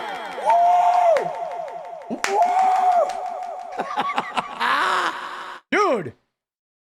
But so look at what happened. So Benny Johnson came out and is now supporting Kevin Roberts. Okay? So Benny Johnson is on Team Kevin Roberts, who is on Team Tucker Carlson. Okay? Mark Levin is not on Team Tucker Carlson, right? Mark Levin is not on Tucker Carlson, not on Kevin Roberts, right? They're now all splitting, dude. Okay? right? And then look at this. This is somebody, Patricia Heaton, okay? So she calls herself a Zio boomer. Jesus, whatever. But now she's like, everybody's getting mad at fucking Kevin Roberts, okay? He's right. So, dude, Pico, let's go. Thank you. Oh, dude. Right? And now they're coming out. The Rasmussen Reports guy is saying, we don't need unity with Nick Fuentes. Dude, I think Nick Fuentes is going to go in and just blowtorch the MAGA movement. I'm calling it now, bro. That Nick Fuentes is going to go in there and he's going to try to like elevate his star and he's going to burn the whole fucking thing to the ground, dude. You know what I mean? Dude, oh, look, it's Amy Dangerfield from Her Take. Dude, natural born killer, let's watch them get on themselves. Dude, I agree. Let's go. Dude, look at it. Amy Dangerfield. Josh Hammer calls for Tucker Carlson to be neutralized. Oh, shit. Dude, so did you hear about that? So Josh Hammer is the guy that was, look at Candy O there. So it's hard to keep track of these guys. But Candy O, okay, Candy O got into it with Josh Hammer.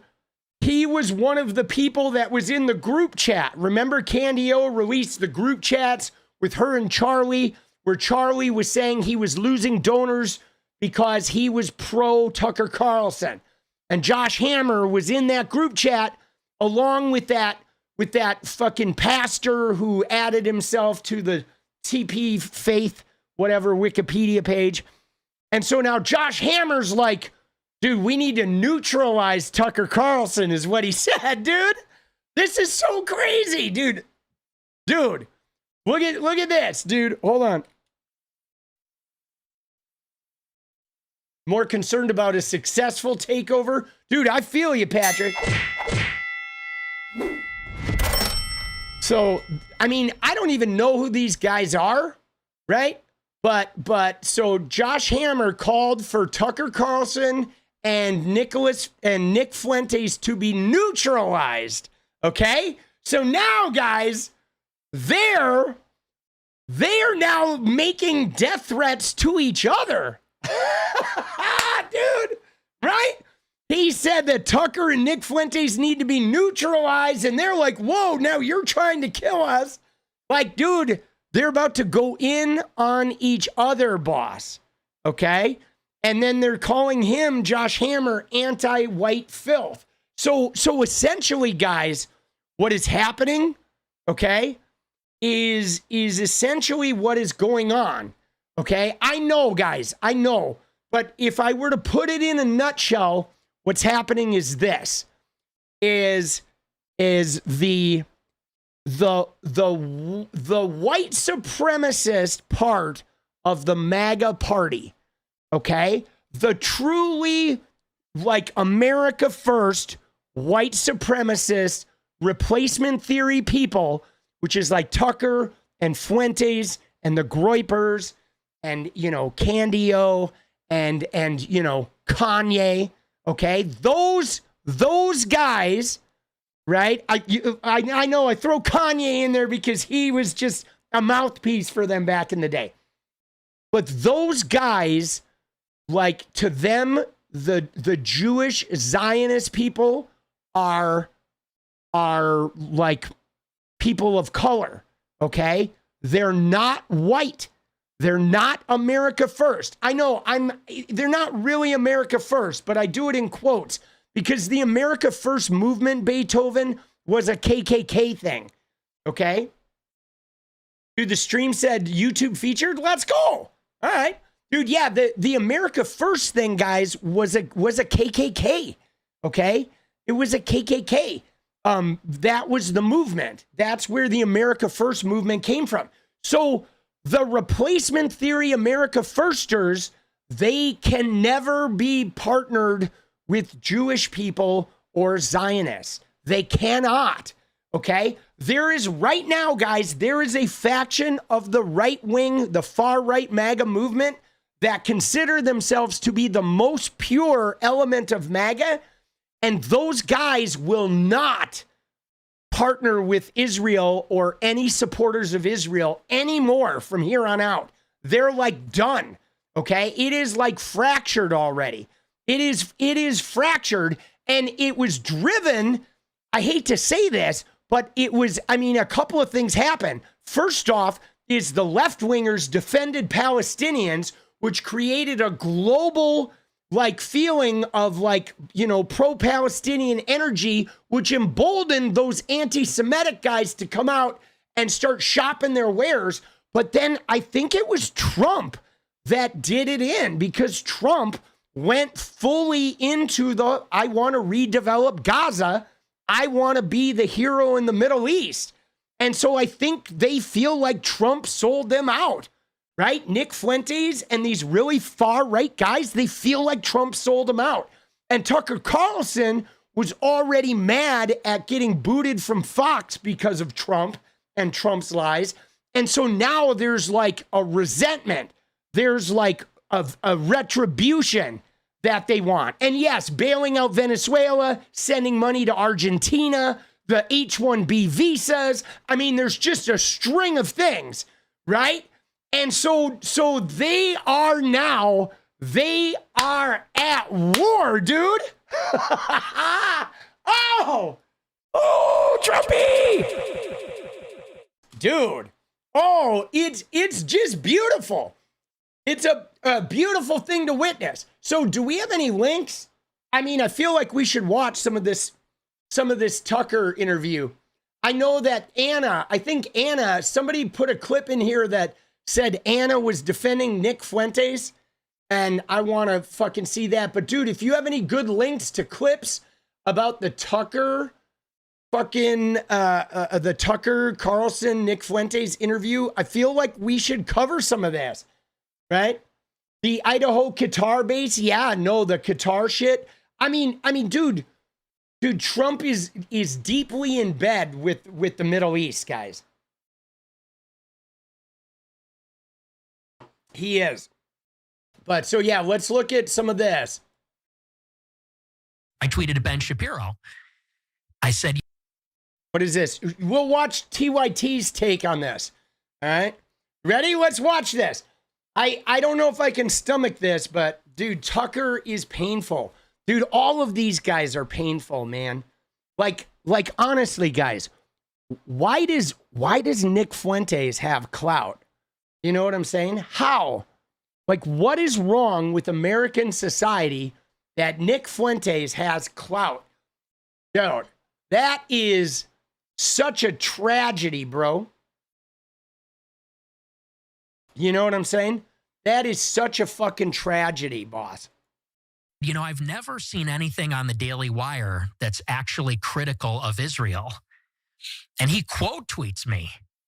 And at this time, I have 1,000 followers on Twitter. I don't know. I probably got 100 likes on this tweet. It wasn't a viral tweet.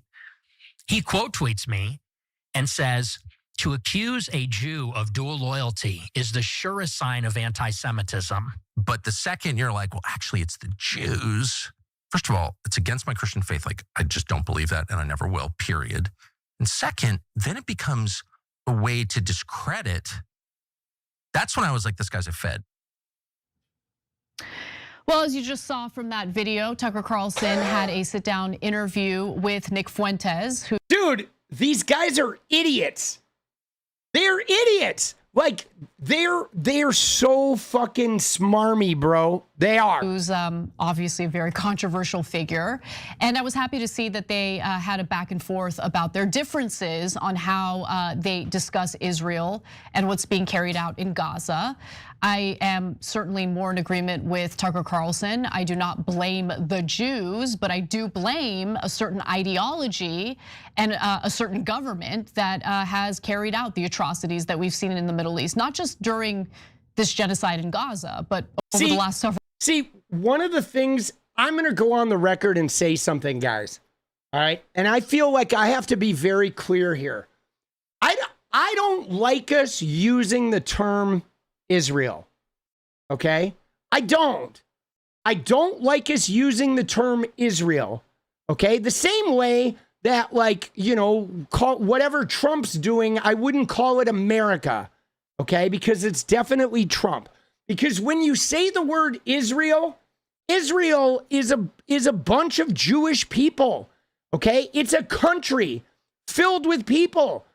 Jewish people, there's some Christians there, but Israel is the country. It's the people, okay? If you want to talk about Netanyahu, you want to be specific about the IDF, you want to say the Israeli government or use the name of their fucking government things, I am totally fine with that. But when you use the term Israel, I feel like it is a blanket statement about the fucking country that we got to be careful doing it because it kind of feeds these assholes, okay? You know what I'm saying? And you know, and a lot of people there, like if you look and see what was going on during Netanyahu's like war crime shit, a lot of Israel was protesting that guy. They had huge protests. They were having sit-ins. There's a lot of that country that is just as fucked up about Netanyahu as we are about Trump. You know what I'm saying? And again, like not all Israelis are fucking doing shit. You know what I'm saying? You can't judge the whole country. You just can't label it as a country like that. That is really problematic, guys. You know what I'm saying? That is really fucking problematic. Right? And I'm not doing that, right? I'm not engaging in that shit. I feel like we need to create a better line there. Okay? Because when you start judging the whole country, right? When you start judging the whole country, yeah, but chaotic, you can't fucking say that because the polling of the US would show you crazy numbers like that too. You know what I'm saying? So you can't really, right? If you know what I mean, like you can't sit here and say, oh, the polling says this. I mean, the polling is polling. You can do polls here. If you poll a bunch of right-wing people, they're going to be all supportive of that shit too. It's just, we got to stop using the word Israel and throwing that around because I'm telling you guys, it is because of the existence of anti-Semitism is why we do that. Okay? It's why we do that, right? If there wasn't anti-Semitism, you know what I'm saying? I mean, we don't walk around talking about America. We walk around talking about Trump, right? You know, and we keep America separate from Trump. And I think we should keep Israel separate from fucking Netanyahu. You know what I'm saying? And I think that needs to be fucking, we need to do a better job of that. Decades. That you have Nick Fuentes, and he thinks that there's an organized Jewry that is essentially leading to the situation that we're seeing right now on the ground in Gaza. Again, I agree more with Tucker Carlson. I'm just recounting that part of the discussion in case you missed our coverage of it, because we talked about that yesterday. But there were other parts of their conversation that I thought were worthy of delving into. I wanted to share with you, including this really interesting experience that Nick Fuentes allegedly had with the Daily Wire and Ben Shapiro. So this is all taking place when Nick Fuentes is still in high school. He's like around 18 years old. He's a curious person. He's a self-identified libertarian. He debates someone, and apparently that debate he performed really well in. And then he gets approached by someone who I'm actually familiar with. Her name is 𝗙cie𝗶𝗹𝗀, who works over at the Daily Wire. She was impressed, and then there was like this effort to essentially recruit Nick Fuentes. Now, there's more to the story, and I wanna let Fuentes set it up for you, so let's take a look. Barack Obama in the lame duck period. So the Democrats lost the election. He's on his way out. There's a resolution in the Security Council condemning the settlements in the West Bank in Israel. And typically the US delegation will veto those resolutions condemning Israel.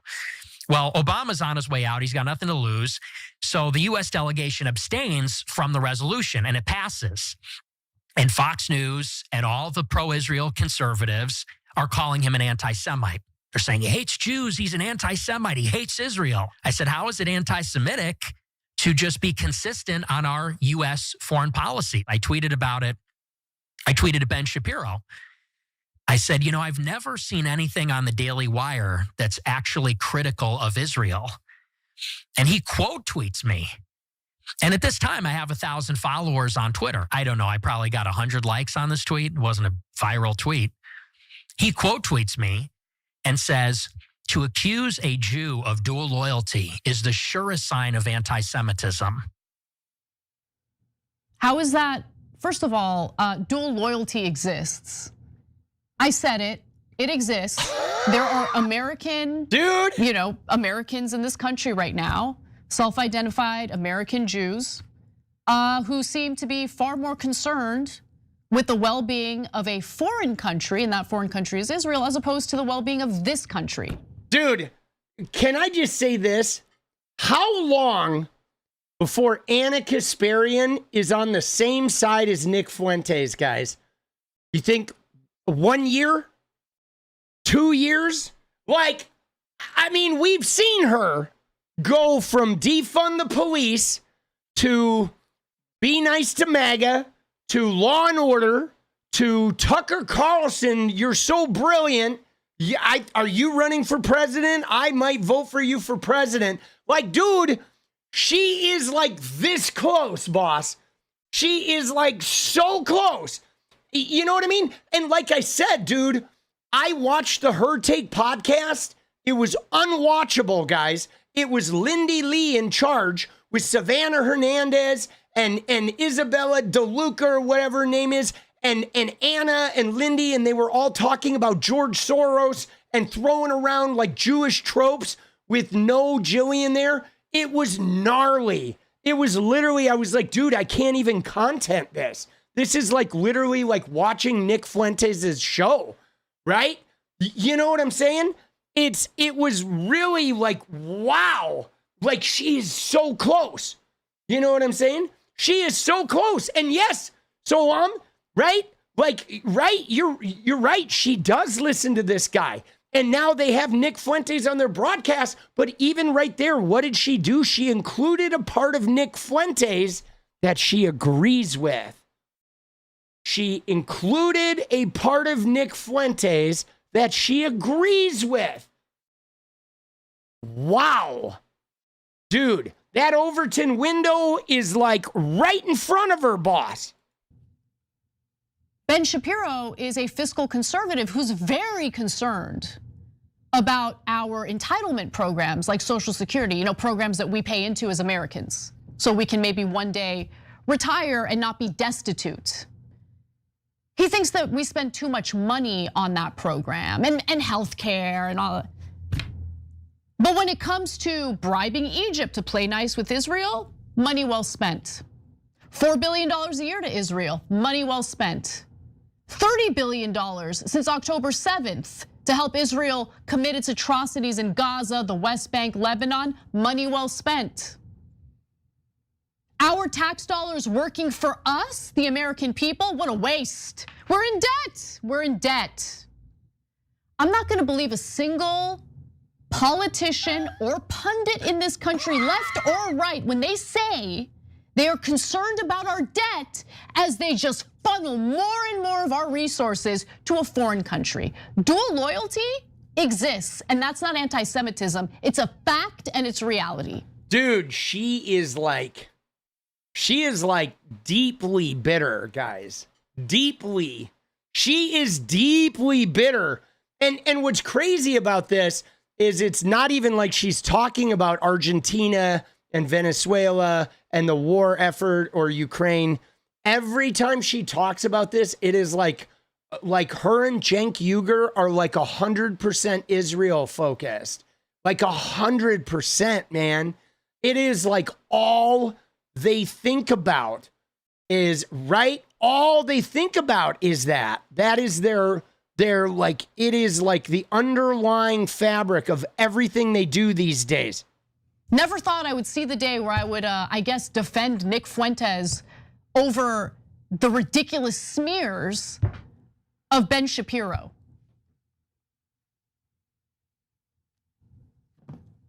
You know, Israel effed up big time by carrying out what they've been carrying out over the last 2 years. This is the Progressive News Network, guys, TYT. Anna talking about her agreement with Nick Fuentes. And like, all right, you agree with Nick Fuentes. Did you have to advertise that on the Progressive News Network? Jesus.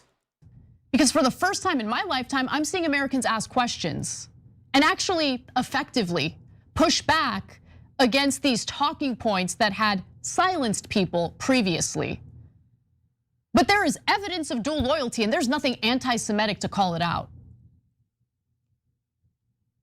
Now let's watch Fuentes explain how he actually used to have a very good relationship with the folks over at the Daily Wire, and then he started asking what they referred to as the wrong questions. I was friends with a lot of the Daily Wire writers, not just 𝗙cie𝗶𝗏, but many of them were Jewish. And I would ask them point blank, I would say, so why do we give Israel all this money? $3.8 billion per year? What is that for? And they would say, well, you know, there's a really good answer for that, but you're asking it in the wrong way. You're asking it in an anti-Semitic way. I'd say I'm asking for the proof. You know, what's the argument there?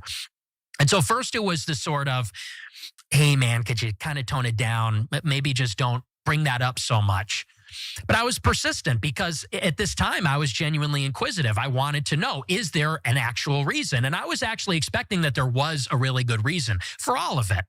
And the more that I read, the more that I dug into the subject, the more I found out there's a lot of these neocon Jewish types behind the Iraq war.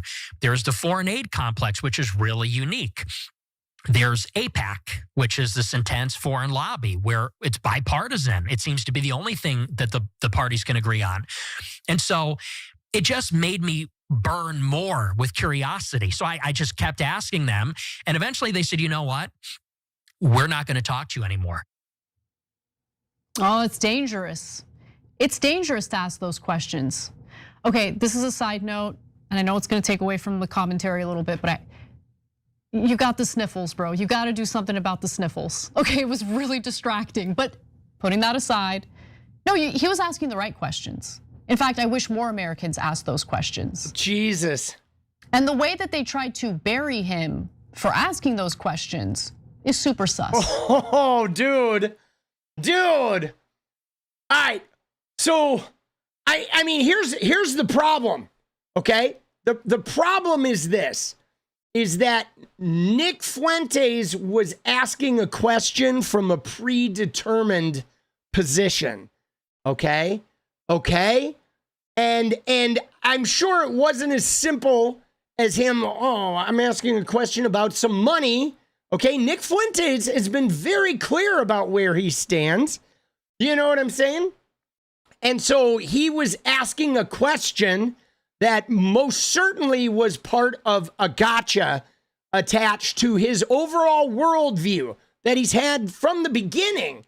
You know what I'm saying? Now, the thing about this, guys, is if you want to question Americans' foreign policy, I mean, dude, there's Israel, there's Ukraine, there's USAID, which was a hugely popular thing, right? I mean, there's all kinds of, like, America is putting in many billions of dollars all over the world, helping out, you know, the Israel, helping out fucking South American countries, helping out Taiwan, helping out African countries, buttressing LGBTQ issues all over the world, buttressing like impoverished areas all over the world. I mean, we have a lot of foreign money going. You know what I'm saying? I mean, there's a ton. It certainly is not just Israel, and Israel by no means is the biggest fucking person getting the money. Now, granted though,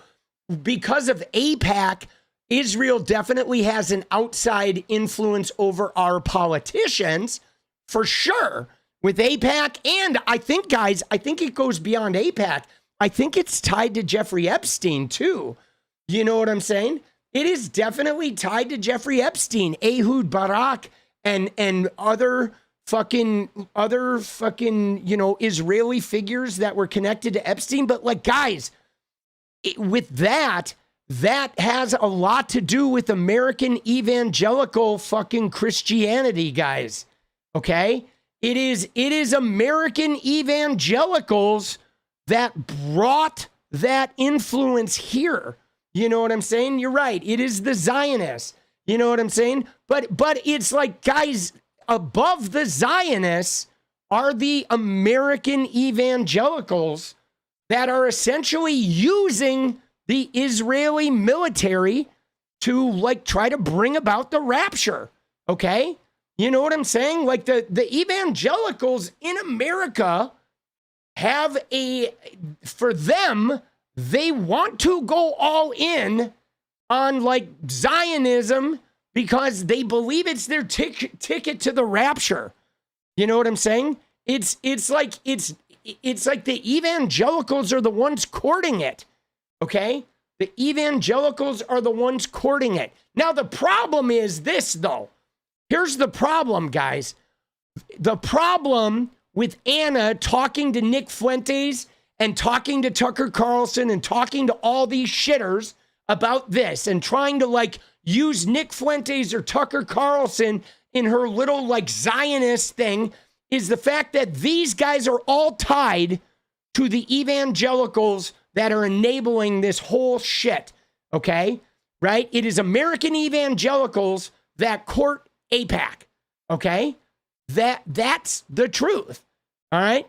𝗡PAC is not here because of 𝗡PAC. 𝗡PAC is here because of American evangelicals.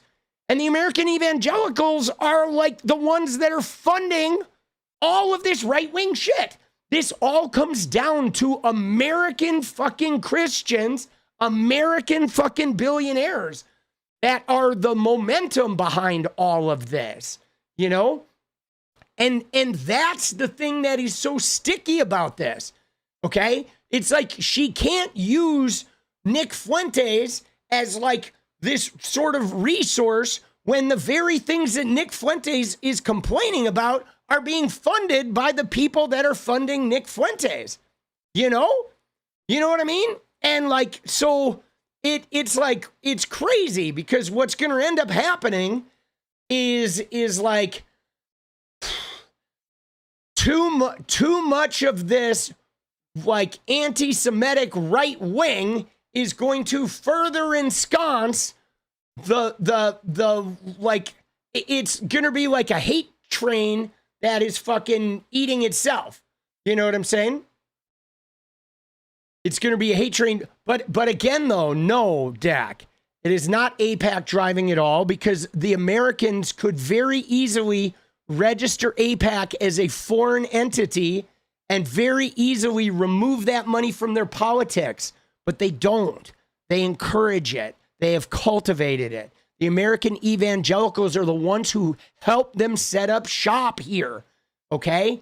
They've enabled it and backed it and created the beast. They created the beast for their own like revelation aims. You know what I'm saying? That is like, you know, they didn't come over here and put guns to people's heads, guys. This is created. All the money in American politics is created by the American fucking politicians. I mean, sometimes it's not even the politicians. It's by the American billionaires that are purchasing the politicians, right? But you can't separate it from the American like evangelical billionaire fucking movement. That's the thing that's so hard is like, it's like, right? There's this whole thing of like treating like the Zionists control the Americans. And it's like, no, the Americans are, you know, here's a perfect metaphor, guys. You ready? Check this out. You know how Congress right now has acquiesced its leverage power over Donald Trump to give Trump the power that Trump wants because that takes care of all of them? That is the same thing that the American Evangelical Money Network has done with 𝗡PAC. They have relinquished just enough control to allow them to get what they want, but because it serves their own selfish needs. And Simon, dude, we gotta fucking stop doing that shit. You're not gonna fucking be talking in my chat with weird Jewish tropes, Simon. And you said some shit the other night that was a little sketchy. If you say that shit again about like using Jewish tropes in my chat, you are gonna be gone forever. I am not fucking tolerant of that kind of shit. Okay? And you gotta like be low key on that stuff, dude. We're not doing that. We're not fucking making statements about blanket statements about Jews in my chat. Okay? So I know Railyard, but Dak, the thing though you guys got to realize about like AIPAC is it's not even about AIPAC, guys. Benjamin Netanyahu is basically in Trump's family. Okay? Like Netanyahu is family to Donald Trump, guys. He's family. Okay? He is. He's Charles Kushner's good friend. He used to sleep in Jared's room when he was a younger man before he was like the leader of Israel. Like, guys, I'm telling you right now, the shit Netanyahu did while Biden was president, I would not be surprised if some of that was orchestrated to help get Trump back in office, because they knew that Biden's hands were tied. They knew that Biden was never going to just betray Israel. So they're like, fuck it. Let's just fucking go balls to the wall and try and destroy the Democrats enough to get Trump back in there. Like Netanyahu has been on Trump's side from the beginning. He's literally like part of his family. Okay? It's fucking, you know what I'm saying? It is like, you know, their family, dude. Netanyahu is basically a Trump, dude. And that's why it's like crazy, right? There is no person in America who would be more pro Benjamin Netanyahu than Donald Trump. Okay? Donald Trump is the biggest Zionist fucking person in all of fucking America. 100%. There's nobody that like he is basically Netanyahu's family. Okay? And he literally made moves that exacerbated the conflict during his first term, dude. Trump did. Okay? He's been trying to fucking create a scenario over there because, dude, the real estate, I don't think anybody realizes, because ultimately, I don't think Trump cares about people. I think when you look at Netanyahu and when you look at Donald Trump, all they care about is the real estate of Gaza, which is very fucking valuable, guys. The beachfront real estate in Gaza is among the most valuable real estate in the entire fucking Middle East, guys. You have no fucking idea, or maybe you do. It is like literally some of the most prized real estate in the entire fucking Middle East. You know what I'm saying? It's fucking crazy, dude. And Anna here is now like, dude, she's one step away from being a fucking Nick Fuentes fan, dude. Why? What's wrong with asking, why is it that we fund Israel to the tune of $4 billion every year? And then of course, there's always like supplemental funding that pops up out of nowhere. Like the random $1 billion in extra funding that AOC allegedly didn't want to vote in favor of. Then she voted present and then cried on the House floor and embarrassed progressives in this country with how pathetic she is. Sorry, I know that's a harsh thing to say. I'm supposed to be very rah-rah about the progressives in Congress, except when push comes to shove, they do a lot of unprogressive things. Dude, she hates AOC now. Like provide Israel with an additional $1 billion in funding. Dude, Anna is so far from being progressive, dude. Dude, Netanyahu is a war criminal, boss. He is. When we're already giving them $4 billion a year in military aid. He didn't ask the wrong questions. The problem is he asked the right questions in the wrong environment. In an environment where the dual loyalty certainly does exist. And no one's gonna stop me from saying that, because it's the truth. It's the truth. Let's pivot to a more amusing part of the discussion, because Tucker Carlson and Nick Fuentes had a bit of a tiff earlier this year. They both accused each other of being feds. It was hilarious. And look, Tucker Carlson also said that, you know, Nick Fuentes is like a gay kid living in his parents' basement, whatever. And so that really upset Nick Fuentes. He did a whole broadcast about it. It blew up, and everyone was like waiting for this moment where they would, you know, hash it out. And they did. So Carlson repeatedly urged Fuentes to let go of his grudges against his perceived enemies. And that led to the two of them basically focusing on their recent feud. So let's watch the clip and then we'll explain the backstory a little more. Look, Tucker, that's why I'm sitting here, you know? Right. I mean, because we had a contentious dialogue. Well, I thought you were a Fed. I thought you were a Fed. I was a Fed. Yeah. I'm not a Fed. But whatever, I don't care what people think. We showed each other a badge as we know well. No, but I thought you were a Fed because I was like, why not? It's not cucking to say you're not talking about all Jews when you oppose a foreign policy position. It's not. There's nothing liberal about that. It's just true. That's the Christian position, okay? And two, why are you attacking like the best people and not the worst people? Well, yeah, I mean, again, he disavowed me for my views on Israel and said I talk too much about white people and Christianity. And to me, that's like a sincere ideological disagreement. I get it. Okay, so the guy that they're talking about is Joe Kent. That's who they were feuding about. So he's a Republican who ran for the House in Washington. In Washington's 2022 and 2024 elections. He did lose both times. And according to Fuentes, many years ago, Fuentes privately gave Kent the support of both himself and his organization's political resources on the condition that Kent would never publicly disavow Fuentes, which I think is a ridiculous ask. You never know what the future holds. Dude. What if Fuentes does something terrible? I think Kent should be allowed to disavow him, right? But later, Kent did just that after Marjorie Greene attended Fuentes' conference back in 2022.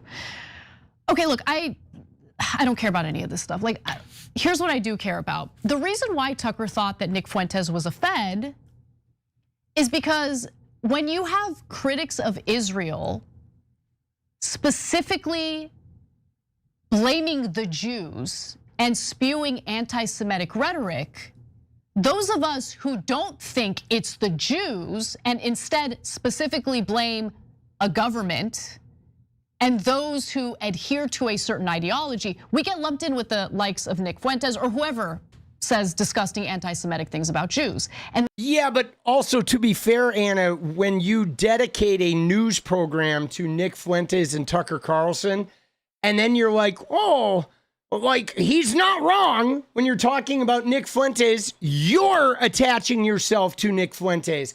When you go on Tucker's show and say, wow, you gave one of the greatest speeches I've ever heard. I think you're running for president and I'd probably vote for you. That is what puts you in the same category with these people. Like, you can't pal around with Nazis and say, wow, I agree with some of what the Nazi says, and then expect to be called anything but a Nazi, dude. Dude, yeah, she would fully endorse Tucker. I think if Tucker runs, dude, she's gonna cross over. I am telling you, dude, I think she is gonna be pro Nick Fuentes before too long, boss. Anna is like this close. I have seen people, guys, get radicalized in the anti-Semitism stuff. You got to remember, when I went to college, I was in a fraternity that was like a Jewish fraternity. All right, there were 132 guys. There were 2 of us that were not Jewish out of 132. So like, dude, I've seen friends of mine I know, like, travel the fucking anti-Semitism, like the weird thing where they have issues that aren't related to the people and it's not about the religion. And then all of a sudden you sort of cross this barrier, right? And your resentment builds. Like, she has so much resentment against the government of Israel, but it's tied into like the genocide. It's tied into the history of her people, right? It's tied into, you know what I'm saying? And then, yes, you start getting the audience capture and you start like doing the right-wing shows and you're in that environment all the time. And it just really like, it's like you can watch people sort of like cross over that barrier. You know, there's it's like a threshold you go over where you just get sort of deeper and deeper in. I mean, a lot of people see young people do it with like Andrew Tate, right?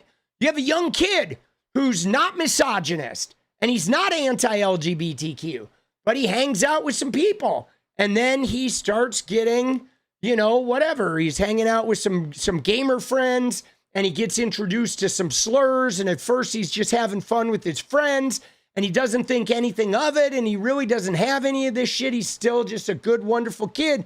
Then he sees Andrew Tate and his friends are all into Andrew Tate. And then he's got this pressure of like, now I'm in this group and I'm part of this group. And I like the, you know, the feeling of being in a group. And then he latches on to one or two things that Andrew Tate says that make sense. So then he lets him in a little bit. And he identifies with those couple of things he has in common with Andrew Tate. And then slowly but surely, the person gets pulled further and further over again. And then meanwhile, the resentment that kid has in his life, if he loses a girl, if he doesn't get a thing he wants, something doesn't work out, he doesn't get on the baseball team or whatever, his gaming career, YouTube channel fails. And slowly but surely, the resentments for his own life start playing out in the toxicity of that red pilling sort of like, well, you can aim your resentment here for some power. You can aim your resentment here for some power. And I feel like this is what's affecting Anna, is she's watched like Hassan blow up. She's watched other people leave TYT and they blow up. She's very resentful about her own career, right? About not having made it. Cenk is very resentful about MSNBC, right? He ran for office and it was a failure. And so what ends up happening is now you have Anna, who doesn't even seem like she enjoys doing the news anymore. She's just a ball of resentment, looking for a place to aim at. And that's when hanging out with these guys becomes really dangerous. You know what I'm saying? That's when it becomes really fucking dangerous. And that discredits us. And so many think that figures like that are feds meant to intentionally discredit those who have legitimate criticism about Israel. So that's why Tucker Carlson thought he was a fed. Now, is he a fed? No, I don't think he's a fed. I think he's I think he got his start very young. I think he's on the record saying a lot of terrible things. I think he's trying to be, or was trying to be, some sort of edgelord. And in a lot of ways, that destroyed his reputation. When in reality, if he didn't feed into that gross, hateful rhetoric, and not just about Jews, about women, about all sorts of people, he's actually not a dumb guy. He makes cogent arguments. He seems to be well read. Oh, and shit. he would be far more influential if he didn't cave into or give into that rhetoric. Now it's gonna haunt him for the rest of his life. And this is why, look, if you have kids, they're teenagers, they're online, just sit down and talk to them about, hey, everything you say will exist forever and it will haunt you for the rest of your life. Dude, Anna should take her own advice, boss. Dude, yeah, I don't think he's very smart either. Like Fuentes, I think he's super manipulative, right? He is. All of those guys are. All of those red pill, like culty guys, right? That prey on young men, they're all just super manipulative. They are. They're really good at detecting the vulnerabilities and knowing how to soothe their message enough until people are open to it. I mean, the thing about red pilling, okay? The thing about red pilling is it happened, it's a process, okay? It is a process. Like, I'm gonna tell you guys, the red pilling, if you look at the red pill, it's not even about the beliefs, guys, okay? The red pilling is, I'm going to break it down for you in the most simple terms. Red pilling is a process of taking your own personal resentments and fears and failures and insecurities and turning them into something you externalize and aim at a targeted group that is the group chosen by your tribe. That's what red pilling is. It is a removal of like being self-aware and being personally responsible for your shit and then having empathy for other people's shit. It's about taking your resentments and instead of dealing with your own resentments and dealing with your own fears and having empathy for the people around you, you start taking your resentments and you externalize them. And then you go to your tribe and the tribe says, point them at these guys. Point them at these guys.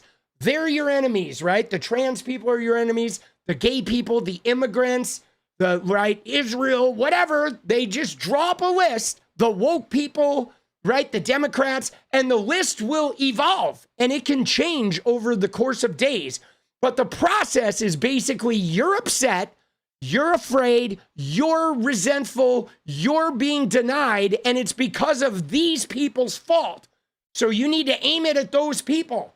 And that's what the process of red pilling is it's a process of taking your personal resentments and externalizing them at groups targeted by the tribe. Okay? And so they look for resentful people or people that are potentially oppressed. And that's how they fucking categorize it. And that is not on both sides. Okay? The Democrats, like most of the left wing, is about choosing groups you're trying to help. Okay?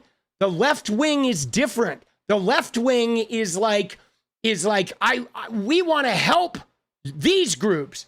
These are the groups that need our help. These are the groups that need attention. Now, whether you actually accomplish it or not is another thing. That's where politics can get involved and bad policy and all kinds of shit.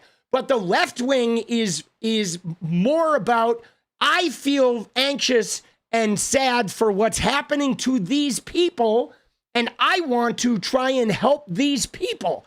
Okay, you're externalizing a desire to improve people's lives.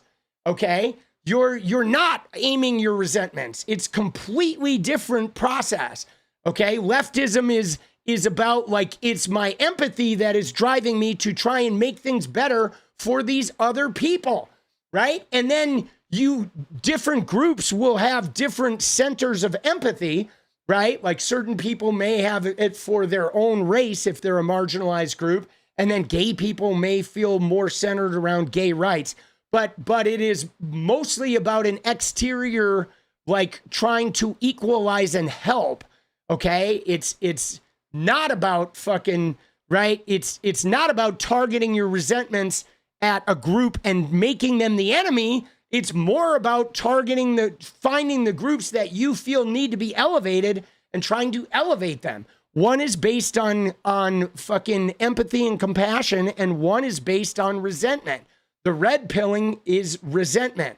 That's why the red pill, like if you look at who's susceptible to being red pilled, is people that don't know how to deal with resentment.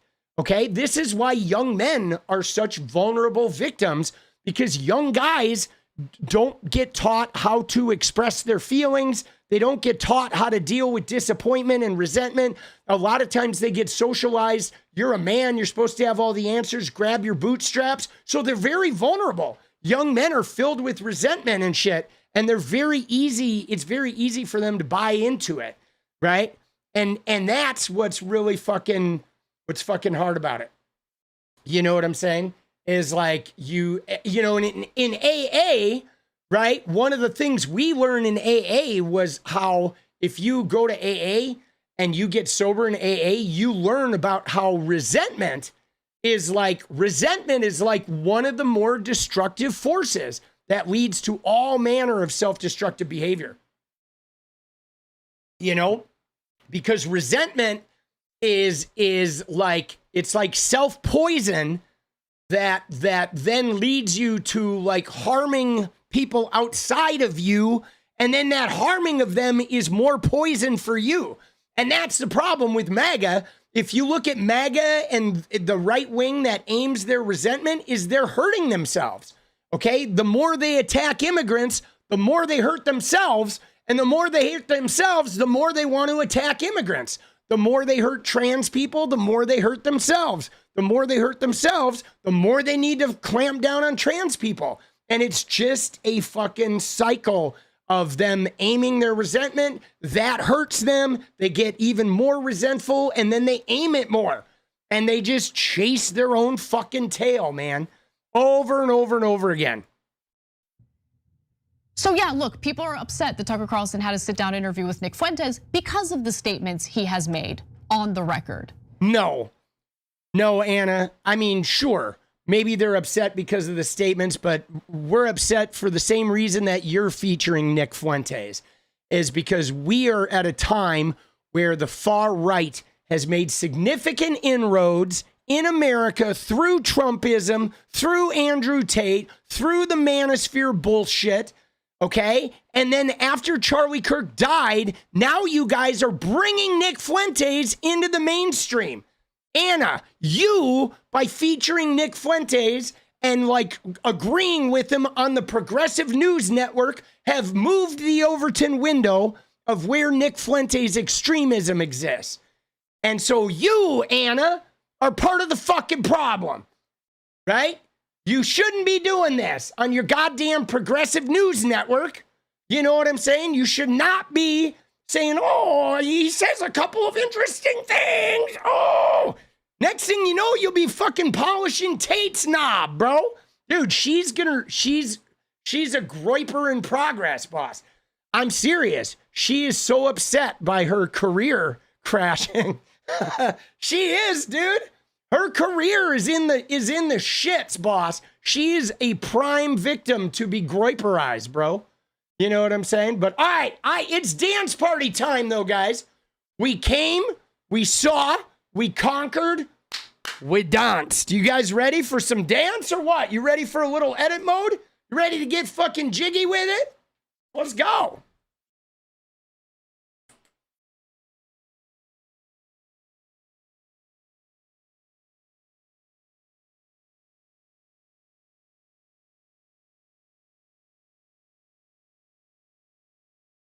Oh, all right.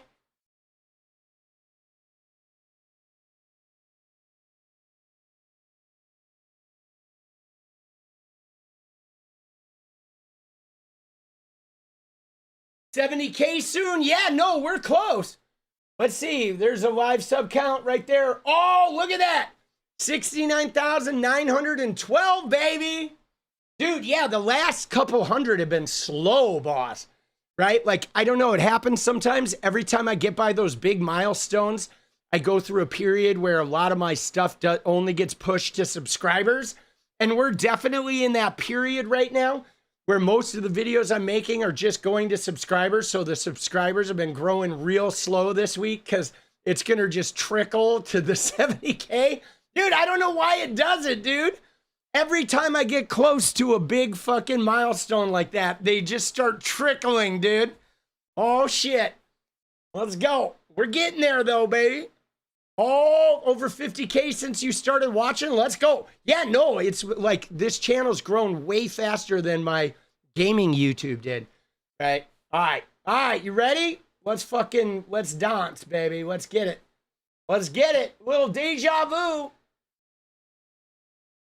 Gotta stretch. Oh.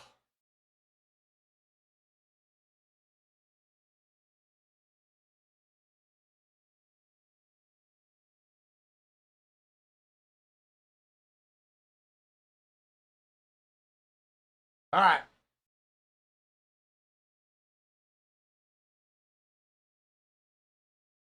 You ready? Oh!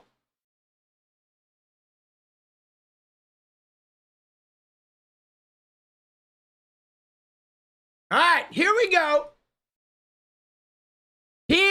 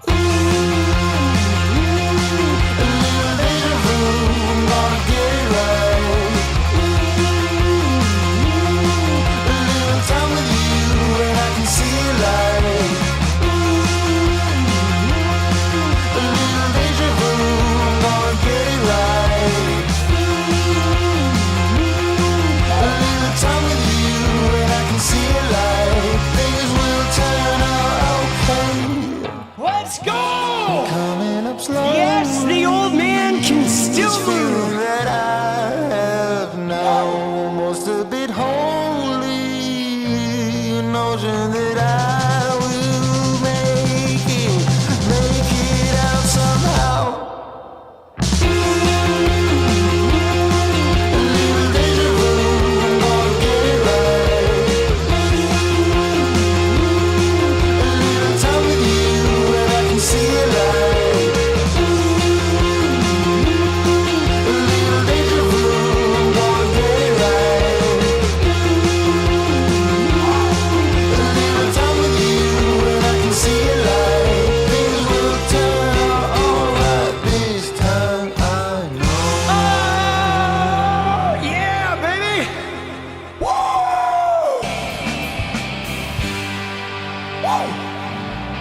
Let's go!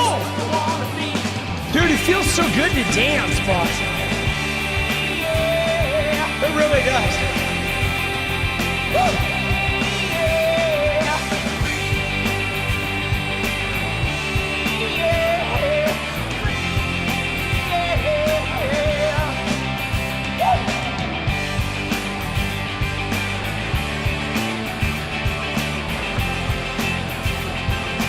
No, no, no, no, no, no, no, I wanna be free. I wanna be free. No, me. Free, yeah, yeah, yeah. Woo!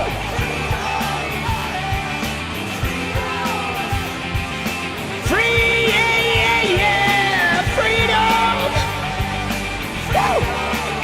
All right, guys. Yeah, yeah, yeah.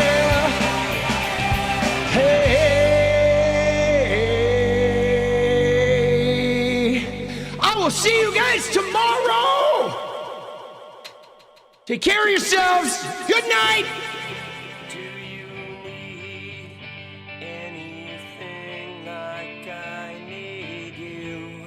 It's over.